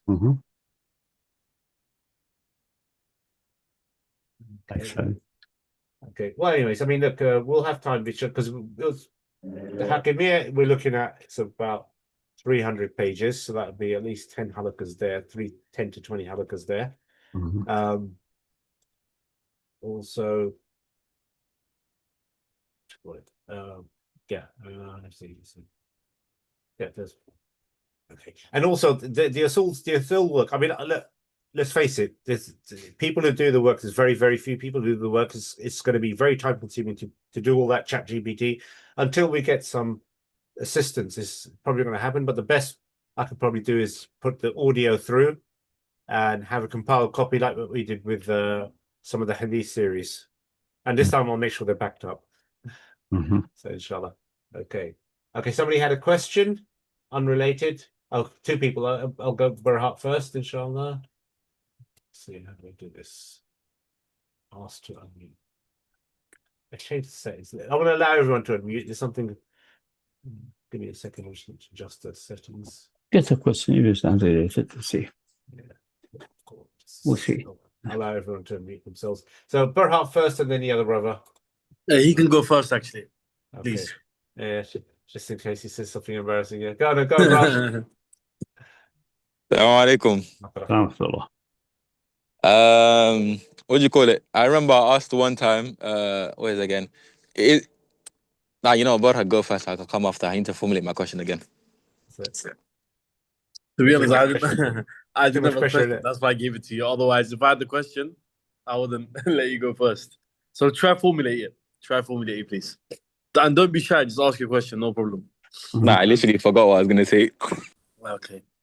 Or postpone it for next time. No problem. Formulated, relaxed. I got Q&A this weekend anyway. Assalamu alaikum. Yeah. I was just wondering the doctor's opinion on jinn possession. On? Jinn possession. Can jinn possession? There's one happening right now. Sorry. Gender what? Jinn possession. Jinn possession. I have no specific opinion. I mean, possession, entering the body, exiting the body, this is all, there's no clear, we have first to say what's jinn first. And that's a problem, because there are various types of jinn, according to Ibn Abbas at least. So in ancient time, he only distinguished three types. One is that snakes and so on who usually go for living at night. So it's jinn because they use the cover of the night. That's Jannah alayhi layl. Another one, he mentioned those who cause diseases, most likely this bacteria, I think, if I remember correctly. And third one, he said, just to remember that those who are liable of punishment and reward, meaning mukallafeen. So they are entities who have. But what they are, how to understand them? Maybe they are like a program pieces, complete program pieces with considerable agency. Maybe. We don't know. So what meaning of possession? Maybe they can be loaded in the brain. Yeah, the mukallafeen one can take over the body and take over the mind of someone. Maybe. But there's a problem with that. I remember I was discussing with a chair professor for in the neurology and psychiatry in the medical college. He's a strict Salafi, very strong, almost takfiri, doing takfir on the Saudi regime and so on. Obviously, I'm not mentioning his name. It's not coming in my mind now, not just I'm saying, but until I show that he passed away, I will not mention his name. And he said, mocking the Bambasi, say most of these things are really psychological issues, split personality. And he mentioned the story of the following: a girl. Say a girl was possessed, allegedly, with a jinn, which seemed to be a Buddhist. And they say they took her to various people with no result. They took her to Bin Baz, Cohen, Chief Cohen. And he said, he smiled, say, can you believe that's what he asked the jinni, the alleged jinni? Asked him, are you Muslim or Kafir? He doesn't ask someone, are you Muslim or Kafir? Do you expect him to say, I'm Muslim or a Kafir? You say, I'm Muslim. Or you say, no, I'm not a Kafir. I'm a Christian, for example. So such a question built someone living in the moon, not here. Then he said, he read on here and so on and so on. Ukhruj adu Allah, get out, enemy of God. Like in The Exorcist, if you have seen the movie Exorcist, something like that. By the name, the exorcism, by the name of all holies and so on, by the bones of martyrs. Obviously, that's not what Baz is doing with Quran ayahs and so on. But nothing helped. So they got her in the clinic and he analyzed her. Said he found the issue.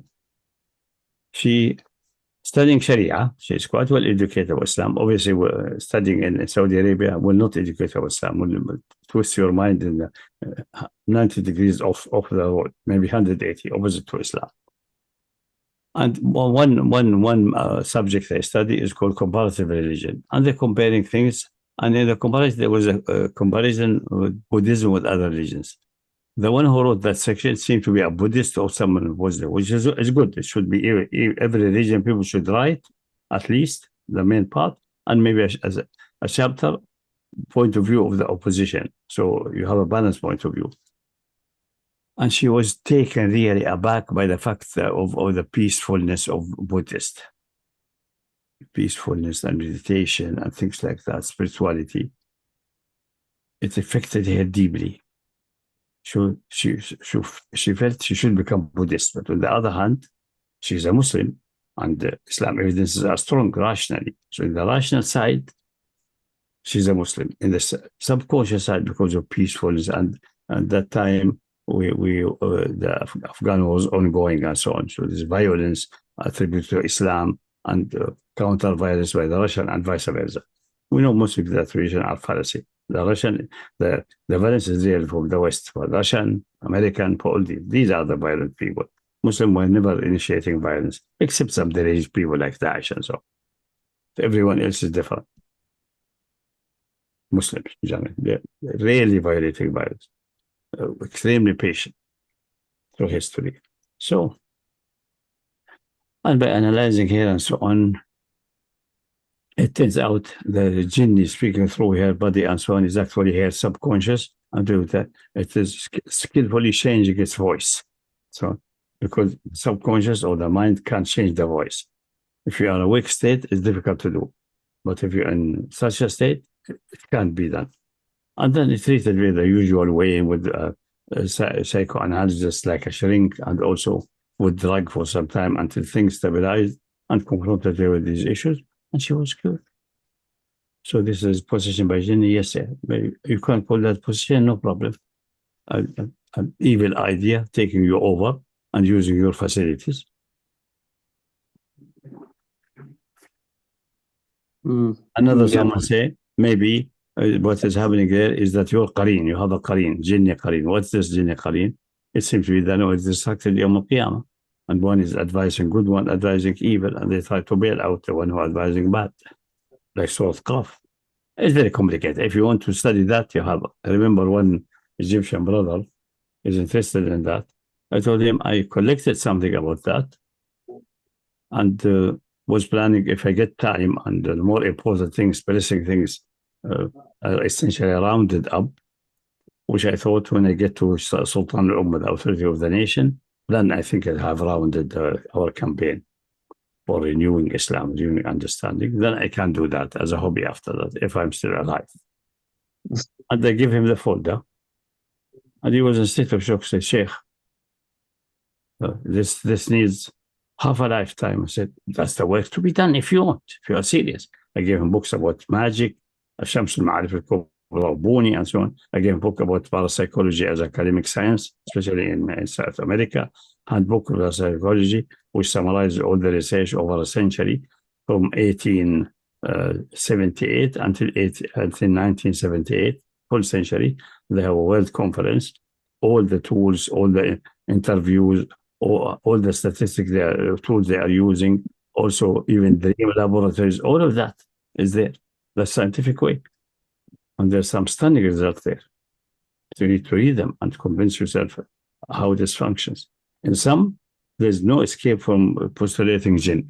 Like, for example, the phenomena of in Arabic, in English, it's called poltergeist. So this house is possessed. There's a poltergeist there. And in Arabic, it's called sickening. Like this house is possessed, sickening. And there are cases recorded even on camera that certain people, when they pass a certain place and so on, they're in a certain state of psychology, it seems to be they can affect that matter. And glasses break and so on, and it's under record.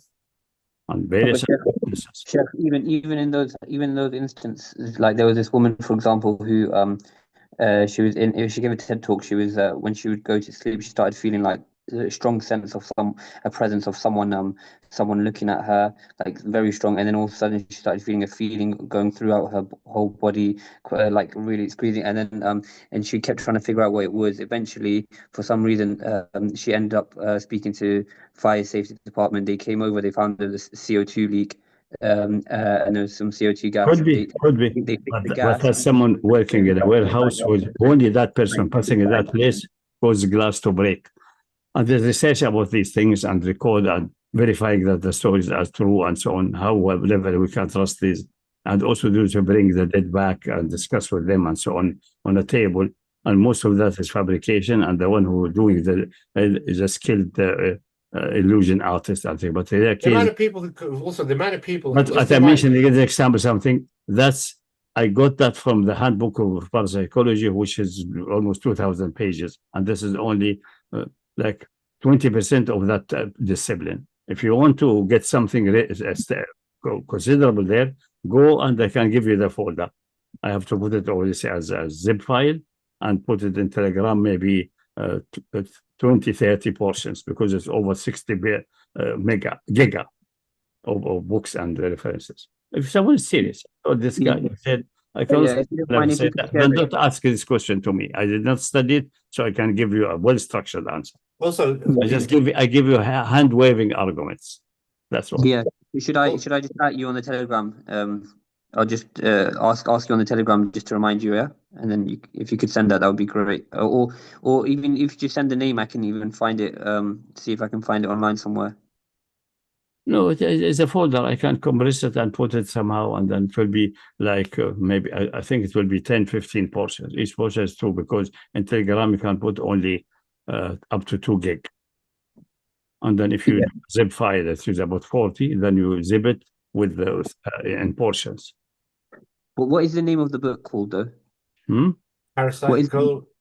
The handbook of parapsychology, dated 1987. I have that physically in Saudi Arabia. It's left there. I think it's lost, and it is not available, unfortunately, in PDF until now. They still the publisher seem to be stingy, or he forgot about it completely and missed the PDF time. So it's not available in that folder. But I mentioned that to him, and he says he could not find it, the Egyptian brother. So that's an interesting one. But search for handbook of parapsychology.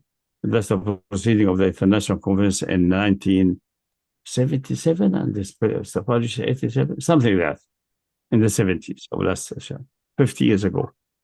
Yeah, and I found it in the 80s, visiting someone in America and passing up the big shop which sells resells used books and so on. And it was there very clean and so on, very cheap. The original price was horrible at that time, $300 or something. But it was down to 30, 40, and I bought it. But I never got time to read all of it. Maybe there's a PDF somewhere. I found something from it's parapsychology. Yeah, I found something from Wellman Benjamin. It's only like £30. I'm not sure if it's the same thing. This one there's 967 pages. Search and download and get. But that handbook is all the summary of the research for 1 century, and it's divided, I think, 14 chapters of various types. And each chapter from the 14 is written by one or several specialists in that specific area, like poltergeist, even so-called what they call it when they claim that when someone dies, his soul go to someone else. What's called? Seances. Seances. No. What the Hindus believe in it. What happened? Reincarnation. Reincarnation, about reincarnation, cases which look like a reincarnation, and they could not explain. I have an explanation for that. That's the Qarin split from the dying one and went to other one with some memories and so on. That's the only reasonable explanation Islamically. For example, and things like that. Dream laboratories, poltergeist, the ghost, the ghost living in palaces and so on, and knocking the doors and all these things. Yeah. Even telephotography. That photographic plate properly shielded, and one of these psychic put his hand on it and try to imprint the room he's looking at. And indeed, after developing it, the room is not as sharp as a normal picture, but a room or try to imagine something and print it. And they did it in a controlled way, and still they don't have explanation. Is it placebo effect or something? Try to get the handbook. I will try and get it. It's all that it has all aspects of the parapsychology. But you can find handbook of parapsychology, you can find other parapsychology, introduction to parapsychology, more modern one, from one or two writers. Most likely it will be not as comprehensive and independent and well researched like that conference proceeding of 14 chapters, each chapter written by 1 or 2 or even 5, 6 authorities at that time of it. But the other ones may be accepted. Maybe you start with one of these and you take a look. And then you may have structured questions. Okay. Yeah. No, I'll definitely have a look. I think, to be honest, my own opinion, I think, at the end of the day, with people's experiences, they can be just interpreted in different ways. I think. I know, but this is not only various experience. This is reports, verified, and lab experiments. Okay, for me, ultimately, I wouldn't fully believe unless there was something qat'i in the Quran, but I don't think there's anything qat'i in the Quran. Just read and see. No, we don't know. Read and see. Now you are getting an error. Go and see. Read and see. If he describes you an experiment and show you the various probabilities, then you have to accept it or reject it based on experimentation and correct reporting as much as humanly possible. Something like in reincarnation of a certain case, one case or two cases known until that time, one of them in Lebanon, it would be a reincarnation, but how to explain it? The explanation is not reincarnation. It is Islam gives the explanation. Everyone has qareen. The satanic qareen usually dies with the person. But there's a rare occasion, a certain moment, this one is conceived that this one is being dead, and it can merge together. And this new one have the memories of the one who died. Many memories, many of his youth, of his life, and so on. And the original dead one and the second one, they are separated by long distance, hundreds of kilometers. They never met. They may belong to various sects of God. They were, in that case, was Christian, to various sects of Christianity and so on. But read the details and then you can judge. And the course they did and so on. So it maybe that's qat'i, but they don't have an explanation. So it looks like what the people regard as reincarnation. But we know every individual is an individual Yawm al-Qiyamah. He cannot be in another body with another name. That's not possible. So the explanation is not for me. That's Dr. Athar Naqwi, who is interested in this thing. So the only explanation is that the qareen disassociate is like bound to you like HA2O in case of water, and then by electric separation you get H2 alone and O2 alone. But in that case, it has to fulfill certain conditions, exact time synchronization, and in that case happened within the century of the reporting of this parapsychology. Two cases. One is almost qat'i, can be called the reincarnation. It is not fake. It's not fake reporting. That's the meaning of it. And the other one, I think 99.999 probability that's true. There's no fake reporting. Yeah. Okay. So, but as I said, read it first, analyze, and we go from there. If you're interested, if you're willing to put time in that, hand waving arguments will not get you anywhere.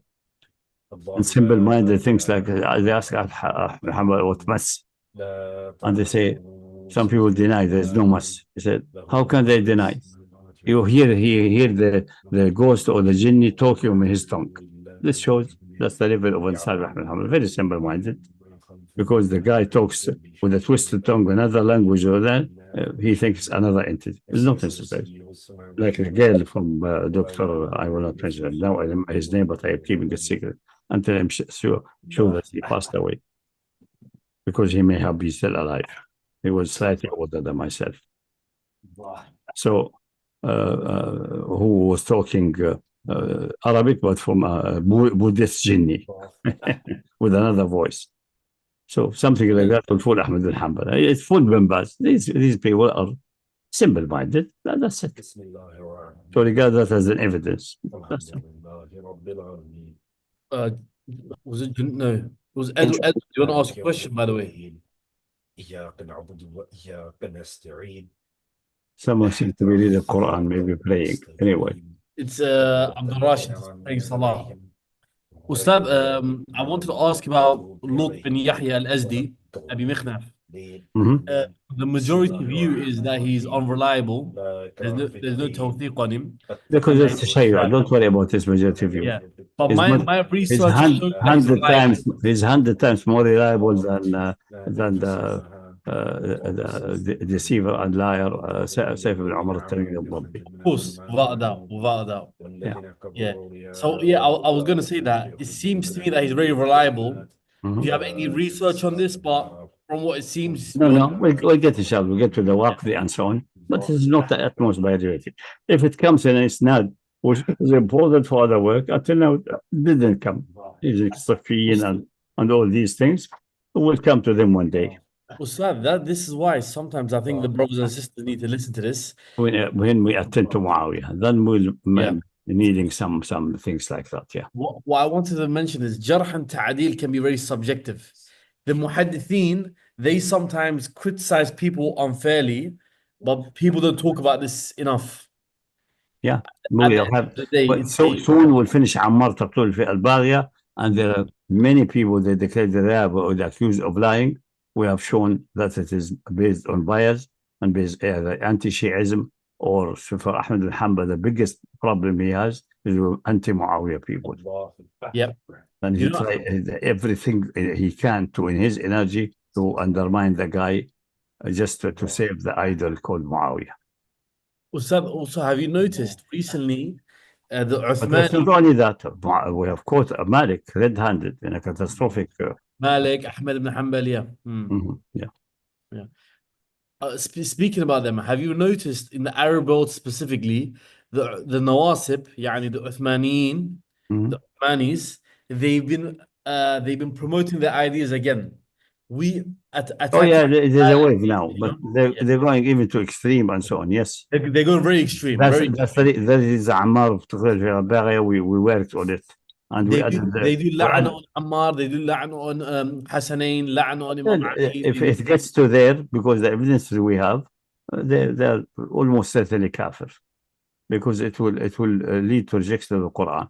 No doubt about that. Just leave the thingy outside. It will end. Don't forget to pray as well. But leave this serious work come bit by bit. Like for example, Samar al-Bijundub, etc. Although there we did not need really to do much criticism of narrators, except we hinted that Ali ibn Zayd al-Jud'an, who declared to be da'if, we have complete separate writing for it, about 50 pages. So, Ustad, I've got a question for you. I'm very interested in your Jarh and Ta'adil method. Even though the majority, yes, the Jumhur, they do Jarh on someone and there is so-called Ijma' about this shakhs, how do you do Tawfiq? If there's Ijma', show me example of Ijma', then I will dig everywhere and we find, using a Shamila, using ChatGPT and so on. You will find many other people will make him thicker, for example. And then you check what is the motivation, what's the reason. For example, then you have Jarh must be mufassar. You cannot just get a haphazard Jarh.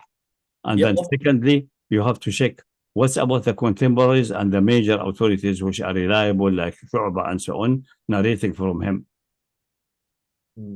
While later generations say no and so on. They cannot override Shu'ba as Sufyan al-Thawri. Out of question. There's no doubt about that. You may very well override Malik because you have caught him red-handed and burning people because of his ego and his racism. We have cases. Burning people? Yeah, destroying them. Oh, majazan. Burning, no, that's obvious. No, he has no authority to burn anybody. Yeah. So, okay. So, for example, going back to Abu Mikhnaf, are there anyone from his generations who do Tawfiq on him? We'll check it when you get to Mikhnaf. Is there a hurry? Is there the world shuttering thing related to Mikhnaf specifically? No, because Are you in a certain hadith now which you need urgently? That's no, I don't need it urgently. Recently, because it's Muharram at the moment, I've been reading a lot of his Maqdal, and it's got gems. It's got very nice reports that I want to use okay. about fighting the Imams of tyranny, etc. So, yeah, from what it seems to me, Abu Mikhnaf is reliable. The Jumhur say he's not. The Shia Imamiyya say he is. So that's why I wanted to see from your perspective if you have any good. I didn't get that area in the first place. When we get to it, we'll do it. Yeah. Well, if someone else gets to it, then they can let. But Ashura is gone. Ashura is gone. We have until next year, inshallah. Don't worry. We can do it. Maybe sooner than you think, because we'll get to Muawiyah quite soon. There's a very nice report of Imam al-Hussein alayhi salam where he says, to paraphrase the hadith, to fight the Imams of Quraysh, he emphasizes that if there are Imams who do not rule with justice, they do not rule with goodness, the Quran and the Sunnah, that they need to be basically rebelled against, in summary. That we have other hadith has Abu Mikhnaf, more saying a hadith. There's no problem with that. But we can check that with Abu Mikhnaf also, no problem. Get me this narration concerning narrative for Hussein saying you are allowed to fight the one who committed injustice and so on. I'll find it, inshallah. Find these, and then we will add it to our writing in the next edition of fighting deviant rulers and exterminating the green. You remember that? Yeah, even that hadith is mentioned in there is a very important fiqh book of the Zaydis. It's called Jami' al-Kafi. Let's not confuse it with the Kafi of Kulaini. This is a different Kafi. Don't worry, Jami' al-Kafi. Is there a hadith? Is there a section about that? Get me that photo. Yeah, in Jami' al-Kafi, it's narrated through the Ahl al-Bayt. They say whenever an Imam of Quraysh does not rule with justice, does not show mercy, we'll exterminate them. It's the same hadith, basically, the same method. Maybe we have another channel of narration. Let me see that. That's what I'm saying. But there's one issue that you will not like. There's another narration in Majmu' al-Rasail Qasim al-Rassi. Qasim al-Rassi is his lineage is this: Qasim bin Ibrahim bin Ismail bin Ibrahim ibn al-Hasan al-Muthanna ibn al-Hasan bin Ali bin Abi Talib. He does mursal of the same exact hadith. He says Rasulullah said, no problem, get me that. We don't need to discuss that. I have to see all of them and then start scrutinizing. Yeah, recently I ask you to check if there's a Zaidi library on the internet already collected or not. There is, but I've sent it in a group before, but it's not good as the Shamila. It's not the same level. No, it doesn't need, but send it to Abu Muhammad. Abu Muhammad, which one? The one who is managing the program of Al-Khamisiyya. I'll ask Abdul Rashid privately about it. No problem. Yeah, well, he just posted something about these Gnostics and Hermeticism and so on. That's the one who posted that. Okay. I put it on the Telegram before. I'll send it again, inshallah. Yeah. But it's better to vote for him directly. Say this for Sheikh. Yeah. Okay, no problem. So check. There's he put a video about all these so-called issues related to two deities: Ghunus, Hermeticism, spirituality, things like that. Someone who got Haddad had a video and wrote a book or something, and they summarized. I told him, if you put a video, I from the title, I can't make any sense. Put a summary so I know it's from you and the issue we discussed. We discussed the issue of these guys and their approach about spirituality, and then Ibn Arabi, his relation to Haraka Batiniya, to hidden religions and so on. That's in Enterprise. Just go 1 or 2 days back, you will find it.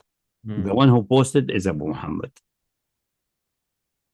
I think you can get his Telegram by clicking back or tracing back. There's a way to do it.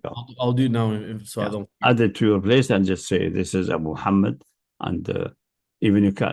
I think he blocked people calling him because so many people were disturbing. But you can write him a piece, like a few lines.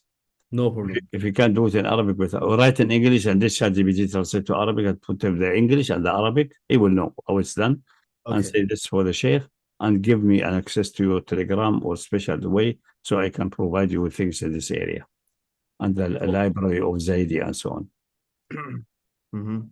So we can download it also, because the Shabab have downloaded the Shamila, download the one of the Iranian, of the Ja'fari, which contains many also books also. And it seems to be the books there are entered sometimes cleaner, and they do nice tashkil. They do some more effort. But the organization and the way is not Shamila. Seems we have made a good breakthrough in the search. But someone checked with them and they say they're working on edition now, which have search supported by AI also. So there will be a breakthrough. They will take the lead this way. AI supported search, which will be fantastic. Yeah, definitely. So these things, technicality, give to Muhammad, and this special topic and so on, this about Abu Makhlaf and these hadith about fighting rulers, anything you like, anywhere, in a kafi and this other kafi and whatever, just put it and see where you go from there. Yeah? Inshallah. Fair. Okay. I think any other question for anybody? Edward had one more question, but he disappeared. He disappeared? Next week, inshallah. That's the one who said I have to formulate it properly. Yeah, him. Yeah. Okay. Maybe the jinn can. Okay. Khair, inshallah. No more question. Where is Rash? Rash, are you with us? Wait. Assalamu alaikum. Okay. I remember I asked one time, and you said the aura of the man is basically just his private parts, yeah? And for Salah, he just has to cover his aura, yeah? Yeah, what's the question for that? That's it. I just had to confirm. Are you planning to go naked to the masjid? No. I just had to just have a boxer short, then you are out of any issues. I had to confirm because the main part of the fakhd and the buttocks are covered, and all the way where the boxer short goes almost to the navel, then you have covered even the safe area of aura. When the Rasul said between knee and navel is aura, especially for the slave holder, he can, if he married his slave girl and so on, then he has no right to look. He say, then don't look between these two places. Then we can, with other hadith, we combine, say, the top of the fakhd, bottom one, near to rukbah, like a hand width is okay. After that, you are near the buttock. That's off limit for women, and most likely best also to say that's off limit for men. It's okay. I don't see any reason to expect men. I don't see any profession or anything. You would say men should wear something like the Brazilian bikini. For what? Swimming? No. The private part only will be covered only by something like the Brazilian bikini, which is like a strip in the back, and the buttocks are exposed, and so on. That's definitely a qat'i awra. Extend up to the end of the buttock, so half of the knee up of the fakhd of the what you call the upper leg, thigh. Of the thigh, and then above a little bit above the buttock, that will be almost the navel. But that should be feasible even for swimming. But that's it. So I don't see any reason to go even more extreme. Yeah. My other question was what was it again? Everywhere I see, what's the definition of a kafir? Because everywhere I see in the Quran, it mostly seems like a kafir is somebody who is what is it, like rejecting like after the proof has come to them, they're kind of rejecting it. But that's the kafir in the sense of the Quran, which applies to kafir in sense of dunya and akhirah. In sense of dunya, a kafir ruling and so on is the one who did not accept Muhammad publicly and pronounce shahada. So he's classified in matter of legal aspects as well as a kafir. Okay. But not necessary. Not necessary. I see. Okay.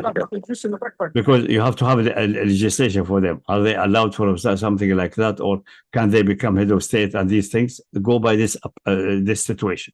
While a munafiq who is a kafir internally, but pronounce shahada publicly, maybe very well gets to become a head of state. Obviously, he's a great deceiver. The people are stupid enough to do that. But so how to manage dunya concerning if there's any special ruling for for non-Muslims in that area. One example, for example, if he's non-Muslim or not Kitabi, then you can't marry the woman and so on. That has to be clarified. Did she receive the message and rejected or not? Leave that for Allah. It's none of our business. If you find people on the battlefield who pronounce Christianity or Buddhism or something, he's in the battlefield holding a sword, he's a kafir harbi to be treated. Yom al-Qiyamah, he may be not. So separate these two. The Quran mentioned the prototype, the clean type. Look at the Surah Al-Bayyinah. لم يكن الذين كفروا الكتاب يشركون مفكين حتى تأتيهم البينة. الذين كفروا, those who committed kufr from the people of the book and mushrikeen. So some mushrikeen are not kafir in that sense of akhirah, like the one in the Amazon. They will not got a message, but they are mushrik. They have multiple idols, but they don't get a message. But the ruling of dunya, yes, you cannot go and marry one of them. She's off limit because of that. Has nothing to do with if she received message or not in matter of marriage, in matter of inheritance. If you subscribe to the principle that a kafir cannot inherit a Muslim, Muslim cannot inherit a kafir, which is agreed by all Muslims except the other side. There's a report that Mu'adh ibn Jabal derived from the general principle that Islam is supreme to anything else. So a Muslim can inherit a kafir, but not the opposite. I think Mu'adh missed another aspect of the matter, and also the clear hadith of the conquest of Mecca exclude both. Treat them equally. A kafir cannot inherit a Muslim, and a Muslim cannot. Which kafir? Kafir al-hukm of dunya. Because a munafiq will inherit. Well, he deserves really to be barred from inheritance, but prove that he is that he is a kafir in a technical, in dunya sense. You can't. He said, Allah, Muhammad Rasulullah. And he's known of that. Yeah. So you are right, but this is an issue. I wouldn't go there very much. Some people say, well, say then in that case, non-Muslim. Okay, if you go to it, but non-Muslim is kafir technically in ruling because of marriage, because of the biha. If he's a kafir, not from people with the book, then if you slaughter something, that's a problem. You can't eat it. So these things are related to kafir and hukm al-dunya. Yeah? Okay. But we don't go into much detail in that. Get involved in that. I don't know who inviting you to this. The moment anyone inviting you to say, like for example, one of these jihadi and so on, say, what is the ruling about someone who's unknown religion in Dar al-Harb? Why do you not know his religion? Say, for example, if I find him dead, do we pray for his janazah?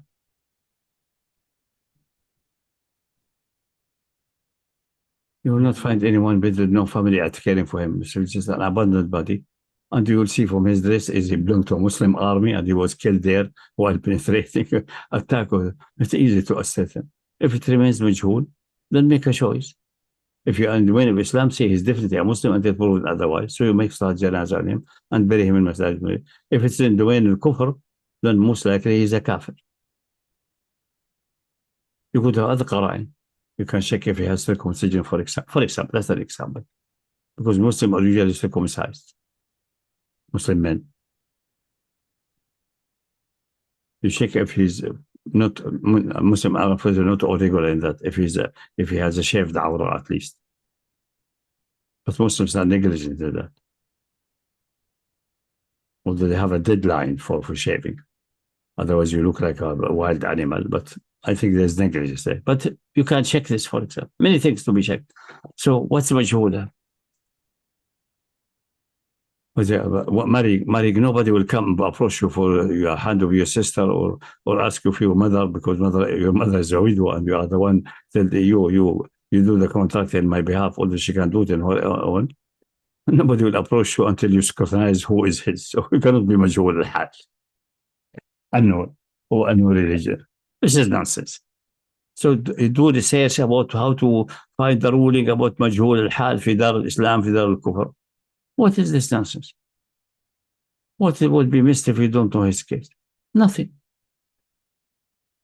Besides, nowadays, if you find someone dead on the street in any domain, You will never touch him. You'll call the authorities to check him, and they will check him, see the fingerprints, try to find his relatives.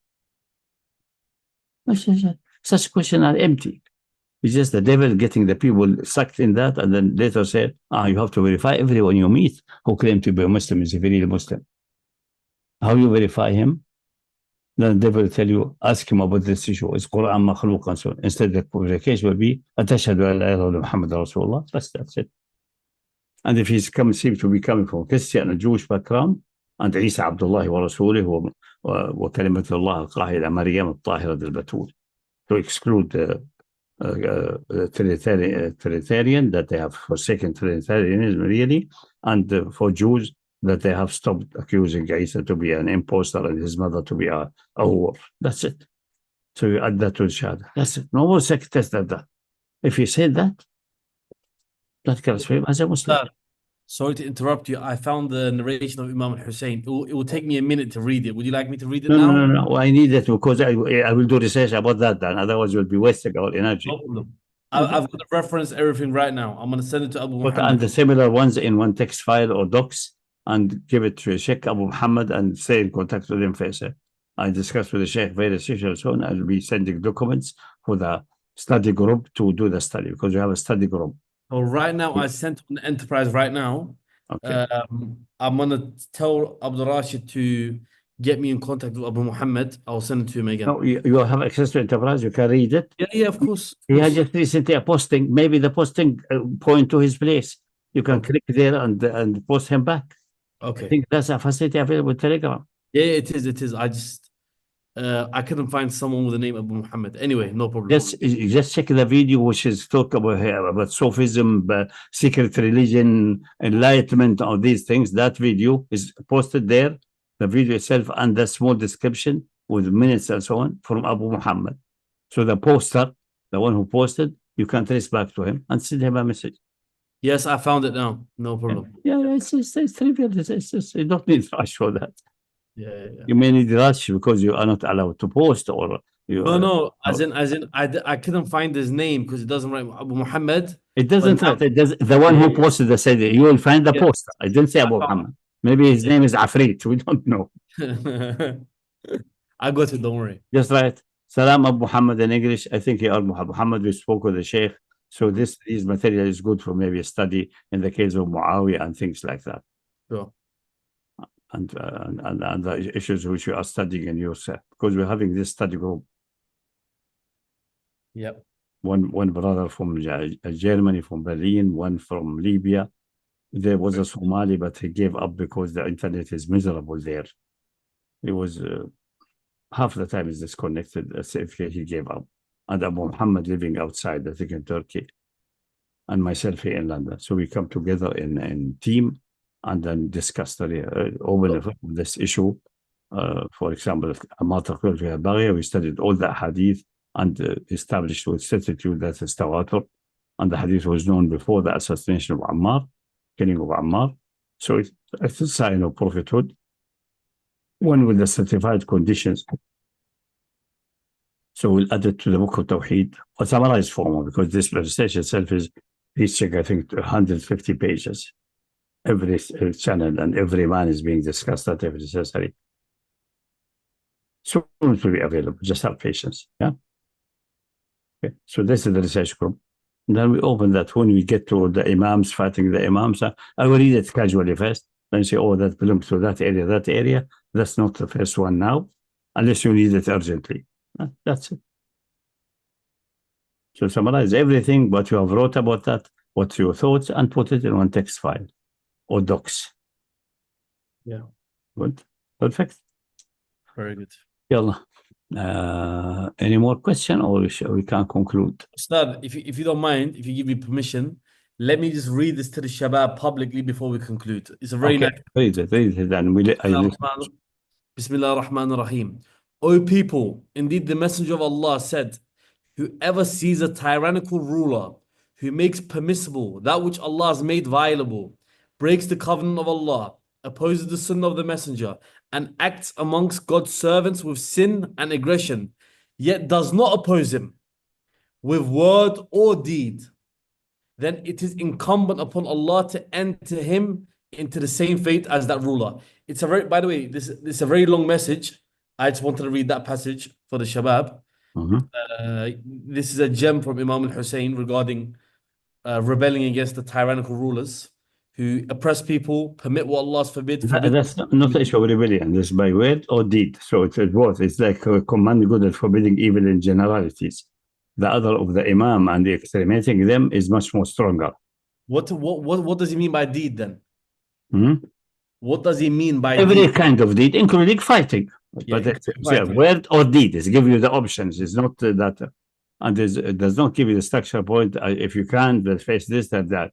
So the hadith of Abu Sa'id al-Khudri in expanded form, which shows speak about rulers and so on. I'll send you the Qasim al-Rasi one as well. So this is the other one where they say the other isnad of exterminate the imams, Quraysh and so on is more specific. So both, we need both. Put everything in that direction. Okay. Mhm. Yeah. It's the sunnah of the Ahl Bayt anyway to resist with fighting. No, there's many hadith of that from Salama, from Abdullah bin Mas'ud, tons with the same statement like that. As in the early I'tra, the Ahl Bayt specifically, but other groups as well, like the Ibadis, the Mu'tazila, Ahl Adl, they were known for the sunnah. No doubt about that. This is part of commanding good. It's mutawatir in other direction in a way. Exactly. And the other ones in the journal is stronger than that. This make it the one who changes the law, make it more severe crime. The other ones much lesser than this. Yep. Exactly. So that's not a problem. But I want the one which fight them, kill them, something like that. These are the one we need in the case of Hal. And what is the barik condition if there is any barik condition? I have to read the whole report again because it's a long one. Yeah. But yeah, anyway, I've got to compile that. I will send it to Abu Muhammad. He will give it to you. So as a preliminary advice, we'll get soon inshallah to Muhasabat al-Hukam. Yeah. Read the Muhasabat al-Hukam. I think translation, a rough translation is there. It's in English, yeah. Everyone can read it. I think so. You ask us about the English, but it's in Arabic. If you can Arabic, it's available there. Which book did you say in Arabic? Muhasabat al-Hukam, accounting rulers. It's in English as well. Yeah. Okay, perfect. So what are you hesitating? It contains similar things or stronger even. Yeah. And the next edition will contain also the Hadith Abidu Khadra'ahum, exterminate the green, and these other channels, and more precise and more thorough development of certain subsections and improvement. But already that one is completed before even September 11. I remember that because there was discussion about it after September 11, a few weeks after with someone. Yeah? Yes. So that's very ancient. I think, if I'm not mistaken. I think that. But its maximum is 20, 04, 20, 03, even 04, 05. Max. Or earlier even. I didn't touch it since then, but it needs improvement. I think what's already, that one was already very well mature because the issue of commanding good of using force there is covered, but you don't see it anywhere because it's scattered in the books. And if you scatter things, people do not find it easily. And it's not in the main books. It's not in the most notable books. It is in the main books, some of it. It is. No. When I mean main books, I mean in Kutub al-Sitta. Oh, tons over there in the main books. Trust me. A very dangerous one are in not in the main books. You mean the hadith of fighting against the imams of dhulm? That one? Plenty of hadith. Just read the Muhasabat al-Hukam. No. I know the main one is kufran buwahan. If you see, or that's in Bukhari. That's about obedience and so on. I faith the exterminate the green and other things from the other angle at Ibn Mas'ud. This is Tabarani. It's in Tabarani. It's in Majma' Zawaid of Al-Haythami as well. Yeah. Check Muhasabat al-Hukam. Just give a little bit of effort and see what is there. There may be many other things which are strong or even stronger or less stronger than that. I mean, we add that to it. So this sounds, nothing there sounds really outrageously exciting. It's full hadith of this category. Actually, the condition mentioned by Hussein there are too restrictive even. Yeah. So that's what I'm saying. That's not the issue. The issue is to find those who say Kill them. Don't let them go. Otherwise, I interpreted the deed aspect to as in fight, but it's not clear enough. You're right. It's not clear enough. and give us an option. The one Abu Khadram doesn't give an option. It says after that, if you don't do that, then accept to be misery like farmer. miserable farmer, meaning accept to be Humiliation. to lose dignity and become subdued. Nobody should accept that, obviously, but this is a command or a command in the sense of repudiation, not a command really to comply with it. Exactly. Yeah. Okay, quick one, Doc. That book, Handbook of Parapsychology, is it by Benjamin B. Woolman? Does that ring a bell? Which date it is? Maybe that's November the 1st, 1977. That's the one. That's the one. There's 967 pages. Yeah, it's a big one. Yeah, I made a mistake. Say 2,000. No, it's about 1,000. Yeah. Okay. Just somebody was asking. That's the one. Okay, let's call it a day, inshallah, then, Sheikh. I don't think it's available as PDF. I haven't seen it anywhere. Just there's a copy on Amazon, about 20 quid. But there are copies you'll find only used copies, but usually they're clean. Mhm. If you find one, will be almost miraculous because they're very rare. It's on Amazon. There's some people selling it. Oh, okay. First, good, excellent. Just what's the name of the brother? Yeah, he's the one who's asking. So just he will just check Amazon and cool. But from the title and the date is clear, that's what I mean. And if you read the description in Amazon, it will say this is the proceeding of that international conference. That's the one we want. And some bit description and comments of the people. Cool. Okay. All right, then. But the one which was introduction of parapsychology or textbook parapsychology of the recent one may be a good point to start. But will not be like a comprehensive century-long research summary. The other one will be heavy, the one, the handbook. This may be easier. So start with the easiest, so you have a basic idea, and go to the heavy. Okay. All right, let's call it a day, inshallah. Same time next I have week. one more question. Okay. I remembered it. Is it a necessity for, like, let's say you had like a Muslim state or whatever? Is there actually any necessity for there to only be like one head, like one leader or something? We like have the book التبعية الإسلامية and the حق تقرير المصير. Go and read it. I mean the research. that? All right. You're not reading what you don't read Arabic? No. We mentioned that research. That take it and translate paragraph by paragraph by ChatGPT. All right. That'd be a difficult one to go through because we don't even know the title. I mean, is it? What's the translation of the title? الهجرة والتبعية الإسلامية. And Okay, Hijra. That book's on the GitHub. You'll find it. It's been translated. Yeah. All right. Now, if not, just run it through ChatGPT. You have to check this. These things cannot be handled in one page or one hadith. That's the old-fashioned way, which will let you know where you will be wavering. They read comprehensively. And even confederation and federation, all of that, federal systems, all of that's discussed. But in a single domain, say for example, the Ummah is united on one ruler, and someone comes to dispute. That's where it's. That's something else. That's something else. That's breaking. But having multiple states. So the question is multiple states. There is a provision. Most of the things are clarified there. The existence of multiple states is possible if it emerges in a legitimate way. If you are already a unity and people start rebelling, then this is a problem. The only reason I asked was because I was thinking, like, could the Muslims have like a kind of system like in Switzerland, how they have have their 7. That's federation. Yeah, they could read that and you'll see it as possible. Actually, Sahifat al-Madina is covering that in part. Yeah. So these are relevant questions, but there's not an answer. Will be 2 lines or half an hour or a series of 10 hours lectures. You have to read that. This heavy stuff that will never be scrutinized properly in Islamic history. Okay. We could even cover that in Halakha sometime. Inshallah. If you want al-Hijra, Tabi, and so on, we could cover that perfectly fine. Okay. But we have to combine that then for these issues. First of all, Sahifat al-Madina, and before that, al-Nusra وإقامة الدولة, in which you show that Talab al-Nusra has nothing to do with establishing a state. it's getting protection. And we show that demonstrate explicitly even in the bay'ah of Aqaba, and Aqaba of Mina, not the Aqaba of Tabuk.